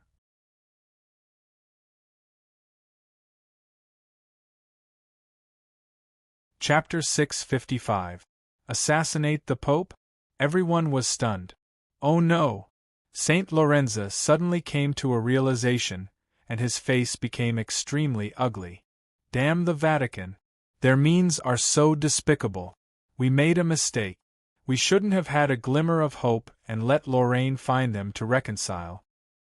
Hearing his words, the others gradually came to their senses and immediately realized the insidiousness of this matter. Obviously, Lorraine was not stupid enough to assassinate the Pope. Instead, she was used by the Pope. In this way, the already disadvantageous situation of the military region became even more passive. Treacherous! How dare you use the messenger you sent? Everyone was furious. At this moment, another major ran in from outside and hurriedly said, "Commander, generals, Richelieu and the Great Light King have led the Holy Knight army stationed behind to attack." What? Saint Lorenzo and Bryson suddenly stood up, their faces full of shock. The other generals were also stunned. Wasn't the pace of things too fast? They are actually preparing to attack? Are they crazy? Saint Lorenzo was extremely shocked and angry, but more than that, he did not understand. Even if Lorraine assassinated the Pope, it is only a matter of a subordinate. How dare they attack our military region? Aren't they afraid of being criticized? The major was sweating profusely and hurriedly said, reporting to commander, they did not attack because of the assassination attempt on the Pope.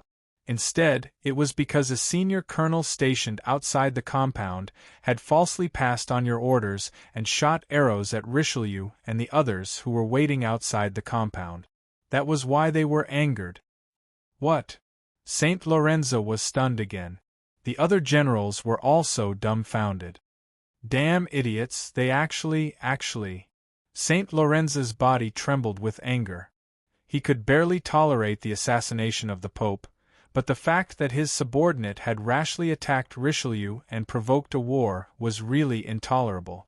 The significance of this matter was far more terrible than the assassination of the Pope, especially at this critical moment. It was simply a disaster. What is the situation outside now? Bryson hurriedly asked. The major hurriedly said, the senior colonel who falsely passed the military order has been arrested by Major General Moss, but Richelieu and the Great Light King have led the Holy Knight army to attack us. Our defense has been breached, and it is estimated that they will attack here soon. Hearing this, everyone only felt a buzzing in their heads, a feeling of dizziness. The change of the situation was so unexpected that they could not keep up with it. It must be known that in a direct confrontation, the military was not afraid of the Radiant Church at all. But at this moment, the soldiers stationed at the military headquarters were not in combat mode.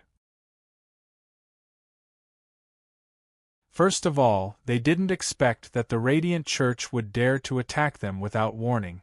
Second of all, the soldiers were scattered in various barracks, but these barracks were not in the military headquarters, but in other districts. This distribution was mainly to facilitate the support of the soldiers in the war.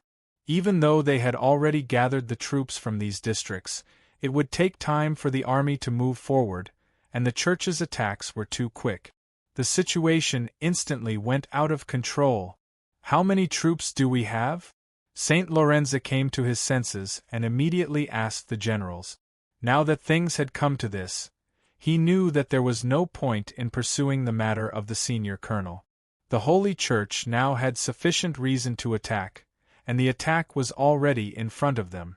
The only thing they should do now was to defend and defeat the Holy Church. As for the rest, they could only wait for the war to end and then use other ways to modify it. Reporting to the commander, the 1st Legion is on standby. The 2nd Legion's 1st Division, 2nd Division, and 5th Division are on standby. A burly general with a 5-star epaulet immediately said. The other generals looked dignified, knowing that the war had finally begun. Although in name they were at a disadvantage, in terms of war they had a great advantage. It would not be difficult to take down the Holy Church. All troops immediately move out and block the Holy Knights. Saint Lorenzo immediately said. Next to him, Bryson's face was gloomy. Richelieu and the Great Light King are a bit tricky. I will go personally. Damn the Holy Church, it has been too long since they made a move. Do they really think that our military region is a pushover? With that, he got up and strode away. A few generals in charge of the divisions immediately stood up and followed behind him. Saint Lorenzo did not stop them. After all the generals had left, he said to the remaining generals and staff officers, "The Holy Church has come prepared this time. From the current situation, It seems that all of this is a conspiracy of the Holy Church. The excuse for attacking us is too well prepared. They must have planned this for a long time. This attack will not be so simple. Although Richelieu is the Pope, before he became the Pope, he was the #1 person in the Holy Church. His power is unparalleled.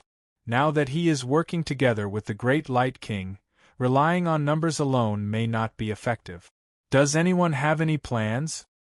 Lord Commander, in my opinion, one of them will definitely lead a dagger team to break out of the encirclement and attack our headquarters. Otherwise, they will not be able to compete with us with just their military strength. An old staff officer with small eyes said, "We can set up an ambush in advance. Outside our headquarters, we can send a poisonous vanguard team to defend.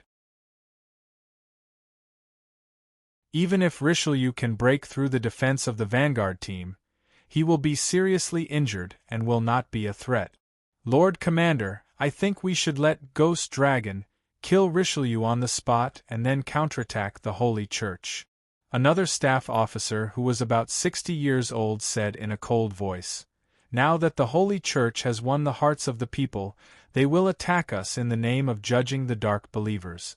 If we lose, then we will have nothing. The military will be reduced to a puppet of the Holy Church like the Temple of Elements. We can only completely destroy the Holy Church. Although the reputation of the Holy Church is not good, but power can suppress all rebellious voices." "I agree," another one said. Saint Lorenzo frowned as he listened to their words. "Ghost Dragon is violent and we can't completely control him. If he takes the opportunity to run away, Lord Commander."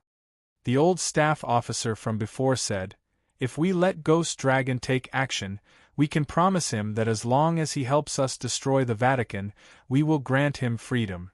Saint Lorenzo looked at him and pondered for a moment. "Immediately send someone to find Ghost Dragon and ask if he agrees." "Yes." A general immediately ordered the young captain who was waiting outside the conference hall. "Commander, should we ask for reinforcements from the inner wall?" Another staff officer said in a worried tone. "It is strange that the Holy Church handed over the position of Pope and sent troops to us. Don't you think it is a bit strange? If all of this is controlled by the forces of the Holy Church in the inner wall, then I'm afraid that there are masters of the inner wall mixed in with the knights of the Church. If that is the case, then even if we let Ghost Dragon..." Everyone's face changed as they heard his words.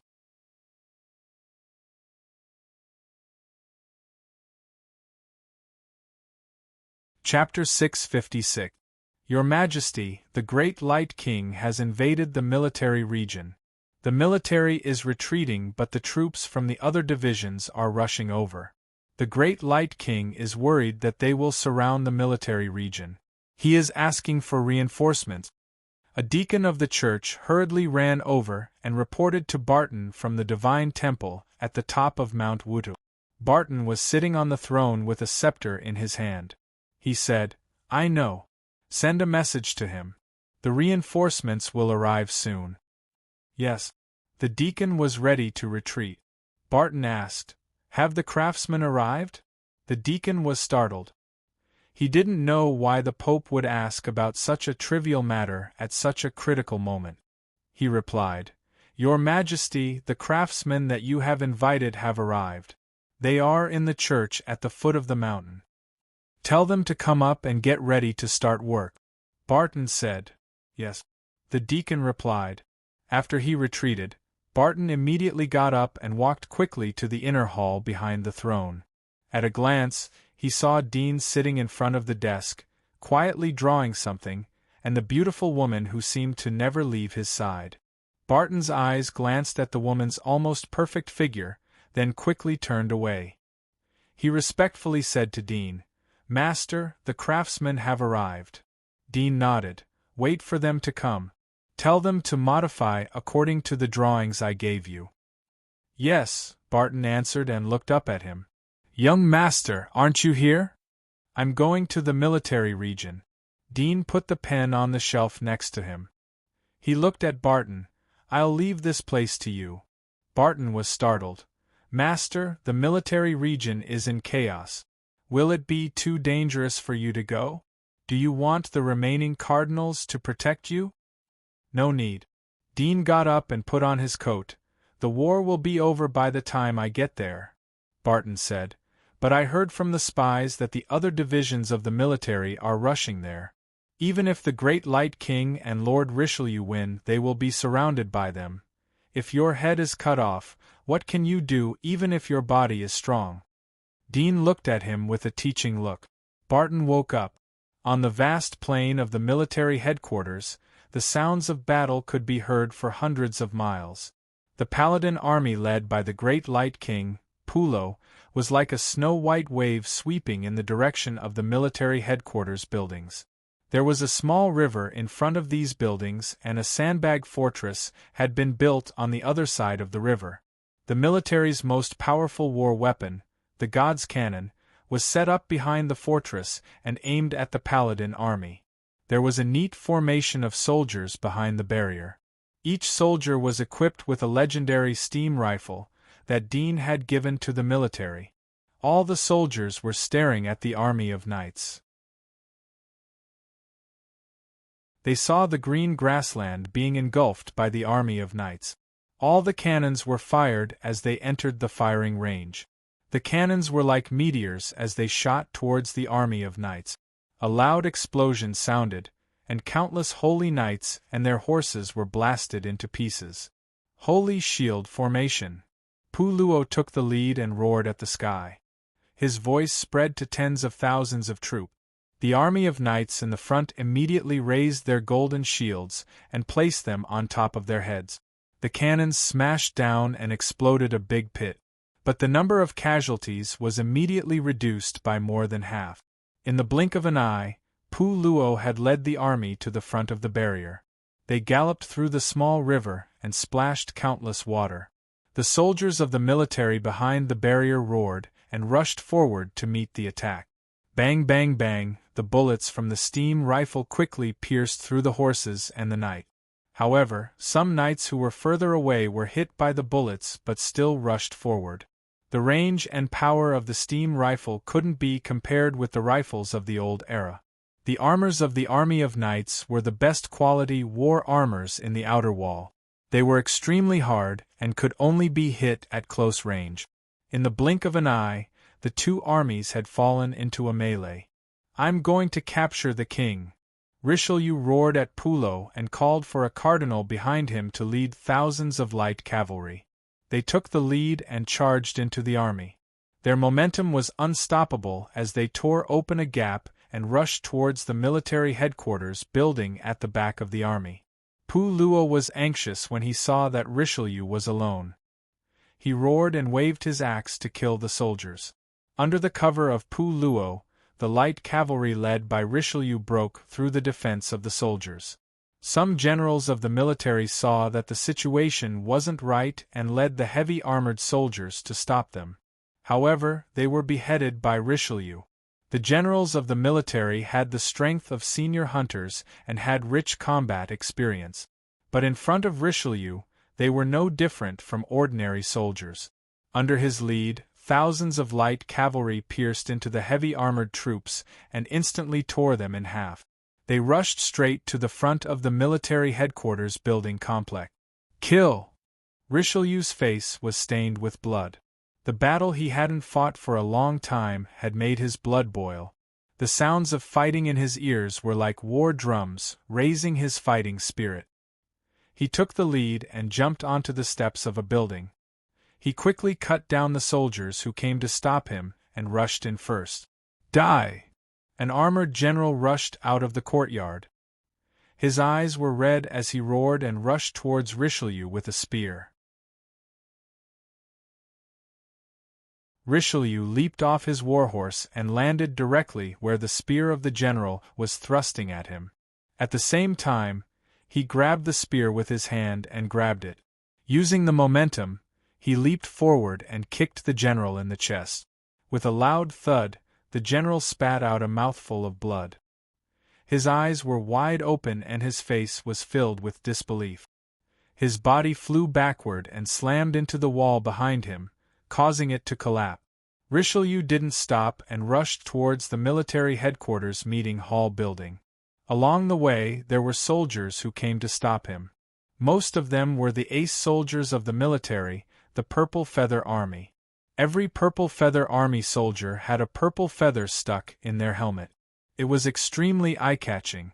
But in front of Richelieu, they were all killed in an instant. Cardinal Elnarin, who was following behind Richelieu, was already stunned. Although he knew that his master's strength was unfathomable, he didn't expect him to be so strong. He could gallop freely in the military headquarters and come out unscathed. With a bang, a Purple Feather Army soldier was kicked away by Richelieu. The soldier crashed into the door of the military headquarters meeting hall, knocking it open. In the meeting hall, Saint Lorenzo and the remaining generals, as well as the chief of staff, were all shocked. They didn't expect the enemy to attack so quickly. One of the chief of staff hurriedly said, "What happened outside?" "Sir, the enemy has attacked." A captain hurriedly ran over to report. Saint Lorenzo's face was full of shock. "Who is it, Pullo?" "It's the old Pope," the captain said in a panic. "He's too strong. No one can stop him. General Cote was killed the moment he went up." Saint Lorenzo was stunned. The other chief of staff widened their eyes, their faces full of shock. "Commander!" One of the chief of staff came back to his senses and hurriedly looked at Saint Lorenzo. Saint Lorenzo knew what he meant and immediately said, "Quick, let Ghost Dragon attack." "I'll go too," one of the generals said and quickly ran out of the hall.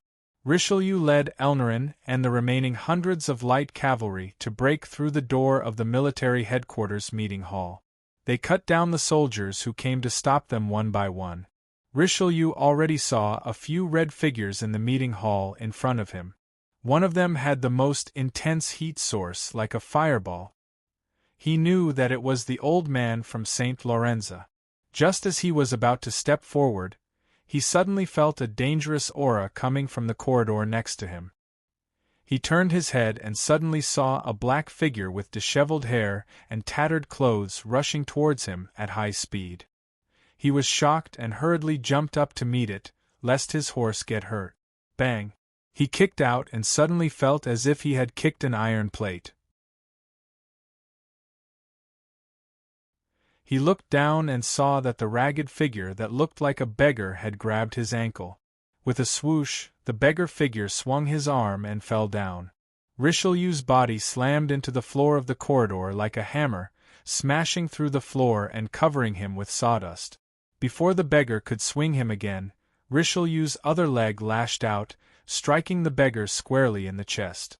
With a grunt, the beggar let go of Richelieu's hand and took several steps back.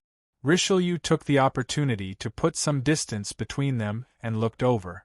The beggar figure rubbed his chest and grimaced in pain. His face that was covered by his disheveled hair showed some shock. High-level limitless, the military really hid it well. Richelieu narrowed his eyes slightly and slowly pulled out the sharp sword on his back. He took a deep breath and the blood in his body moved slightly. The magic mark at the end of his spine was immediately stimulated. His flaxen hair immediately became moist again and became a bright golden color. The wrinkles on his face also disappeared quickly, and he returned to the appearance of a man in his 30s. His facial features were clear and handsome, and there was not a single wrinkle on his skin. Swoosh! He exerted strength in his feet and suddenly rushed out. The beggar looked at Richelieu's transformation with a serious expression on his face. With a low growl, the bones in his body began to move violently. His body twisted slightly in a strange posture, and the next moment, sharp white bone spikes began to grow out of his forehead, elbows, and the end of his spine. He lay on the ground like a lizard, swaying his body. As Richelieu pounced on him, the beggar charged forward. Swoosh! He waved his sharp claws and slashed at Richelieu's chest. The sword in Richelieu's hand flashed and blocked his palm. However, the moment he blocked it, he saw a white spike coming at him from the side. He hurriedly slammed his palm on the ground and rolled over to avoid the white spike. He then stabbed his sword at the beggar figure. The beggar figure reacted quickly and quickly dodged the attack. He jumped up and landed on the dome of the corridor. His fingers dug into the sawdust and he swooped down. Richelieu's face darkened and he swung his sword to block.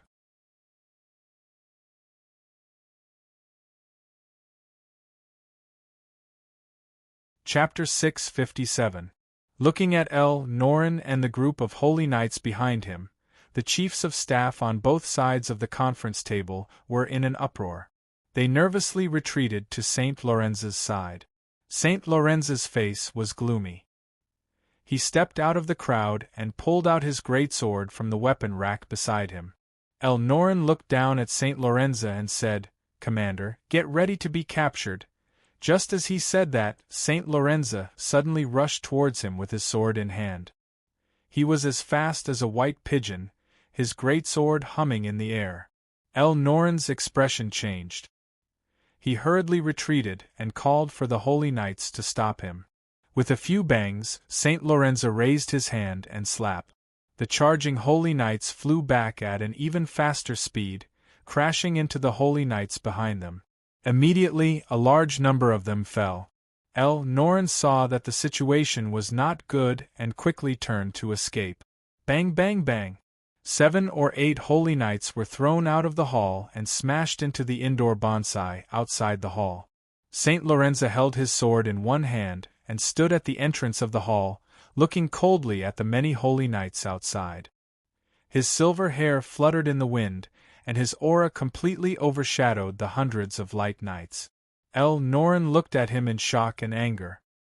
He did not expect the old Saint Lorenza to still have such strength. Bang! Bang! In the corridor next to him, Richelieu and the beggar were fighting fiercely, tearing the corridor apart. Richelieu heard the commotion next to him and glanced over. He suddenly saw Saint Lorenza standing at the entrance of the hall with a sword in his hand. A large number of holy knights had fallen in front of him. At the same time, outside the building behind him, there were faint sounds of fighting. It seemed that the army outside had surrounded them. "I can't delay any longer." His eyes were cold. He raised his hand to block the beggar's attack and leaped back. He knew that the battle between the army led by Prolo and the army of the military would not be decided in a short time, but the army of the military could take the opportunity to send some reinforcements here. The longer he delayed, the more disadvantageous it would be for him, and it might even lead to the failure of the mission. He took a deep breath and suddenly exerted his strength, shooting towards the beggar's figure like an arrow. The beggar was shocked. With a low growl, bone spikes protruded from his arms as he tried to grab Richelieu. With a clanging sound, the sword in Richelieu's hand flashed and he deflected the beggar's arm. His body suddenly moved, and in an instant, 3 Richelieus appeared, stabbing at him from 3 different directions. The beggar's face was full of shock as he hurriedly retreated out of the range of the sword light. Richelieu followed up with another attack. His sword flashed like the wind, each strike deadly, forcing the beggar's silhouette to retreat. "Die!" Richelieu growled. The veins on his arms bulged as he slashed down with his sword. Just like before, the beggar raised his hand to block, but as soon as he touched the longsword, he felt that something was wrong. When he wanted to withdraw his hand, it was already too late. With a cracking sound, the sword light cut through the bone spurs on his arm and went down. The sharp tip of the sword stabbed straight into his chest, leaving a huge wound, and blood spurted out. Richelieu lifted his foot and kicked the beggar's stomach as he chased after the beggar again. At the entrance of the hall, Saint Lorenzo was dealing with the paladins in front of him while paying attention to the battle. He was shocked to see that Richelieu was able to suppress the ghost dragon. The ghost dragon was a senior limitless in the inner wall. Even in the inner wall where there were many strong people, he was considered as one of the top masters. How could he not be able to defeat Richelieu? Ernelin also saw the change in the situation. He immediately shouted for the paladins to stop Saint Lorenzo in case he rushed over to support the ghost dragon. Moments later, with a blood-curdling scream, Richelieu rushed out of the broken corridor with his blood-stained sword, heading straight for San Lorenzo. Saint Lorenzo was taken aback. He glanced at the ruins from the corner of his eyes, but there was no movement inside. His heart sank. He swung his sword and cut a paladin in half. He shouted at Richelieu, "Do you really want to do this?" What answered him was Richelieu's sharp sword that came straight at him. Saint Lorenzo's face was full of anger as he tried to resist. He felt a huge force as his sword touched Richelieu's sword. He felt numb and almost let go of the sword. After Richelieu landed on the ground, he turned around and circled behind Saint Lorenzo like a ghost. He used his arm to lock Saint Lorenzo's throat and control his upper body. At the same time, he put his knee on Saint Lorenzo's spine. With just a little bit of force, he could break Saint Lorenzo's body. "You have lost." "Stop," Richelieu said in a low voice. Saint Lorenzo clenched his teeth. He wanted to swing his sword, but his arm was numb. The sword that was originally light as if nothing had become incomparably heavy at the moment. He knew that he had lost. He said in grief, "Aren't you afraid of causing chaos? You want to rule our military region? Have you asked the military headquarters in the inner wall? Will they agree?" Richelieu was unmoved and said, "Pass down the order immediately. Tell your subordinates to stop fighting and surrender. You've lost. Don't create any more killing and sacrifices." Saint Lorenzo was so angry that he laughed. "Slaughter? Sacrifice? Haven't you made enough of them? Do you really think that just because you can control me, you can control the tens of thousands of soldiers in the military? They will never surrender, they will never bow their heads to you." Richelieu coldly replied, "Then don't blame me." With that, he grabbed his shoulder and twisted it violently.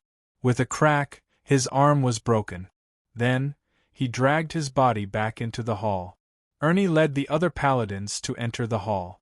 They occupied every part of the hall and beheaded all the attendants who tried to resist. Only the chiefs of staff and honorary generals were left behind. "Take off his clothes." Richelieu suddenly pointed to an honorary general. Ernelin immediately sent someone to take him down and take off his coat. "Find someone to change into it. Immediately order them to stop fighting and surrender," Richelieu said in a cold voice. Ernie couldn't help but look at Richelieu. He didn't expect Richelieu to think of such a strange method. Saint Lorenzo and the other chiefs of staff were shocked and angry. Saint Lorenzo angrily said, "Old Pope, you are too despicable. You forced me to do this." Richelieu coldly looked at him. Soon a paladin put on the honorary general's armor and ran out of the building. It didn't take long for the sound of fighting to die down. Saint Lorenzo closed his eyes in pain when he heard the change. Although he could not see the battle outside, his hearing was very sensitive. As the sound of fighting weakened, he also heard the cheers getting louder and louder. The content of the cheers was, "Long live the Pope." Obviously, the knights of the church won. The other chiefs of staff had ugly expressions on their faces. They were so angry that they looked as if they had eaten charcoal. They knew that the generals and soldiers who had stopped fighting outside were probably even more devastated than they were. A carriage with the flag of a cardinal of the church on it sped through the streets at full speed. The passers-by on the streets saw the flag on the carriage and avoided it in fear, not daring to stop it. After a moment the carriage came to a stop outside the military headquarters. Dean opened the door and got off the carriage. He looked at the towering courtyard wall in front of him. The coldness in his eyes faded a bit. "Master, it seems very quiet inside," Sergei, who was the coachman, said to Dudyan as he jumped down from the carriage. "Quiet is good news." Dean took Aisha's hand and strode inside. There was a vast grassy plain after entering the courtyard wall. There were several rampart-like buildings in front of the plain. There were sentry towers, arrow towers, training grounds and camp. It didn't take long for Dean to see a lot of corpses and blood staining the plain. You're tuning in to the Phoenix Nights YouTube channel. Don't forget to subscribe and join us on this journey to catch the most captivating stories.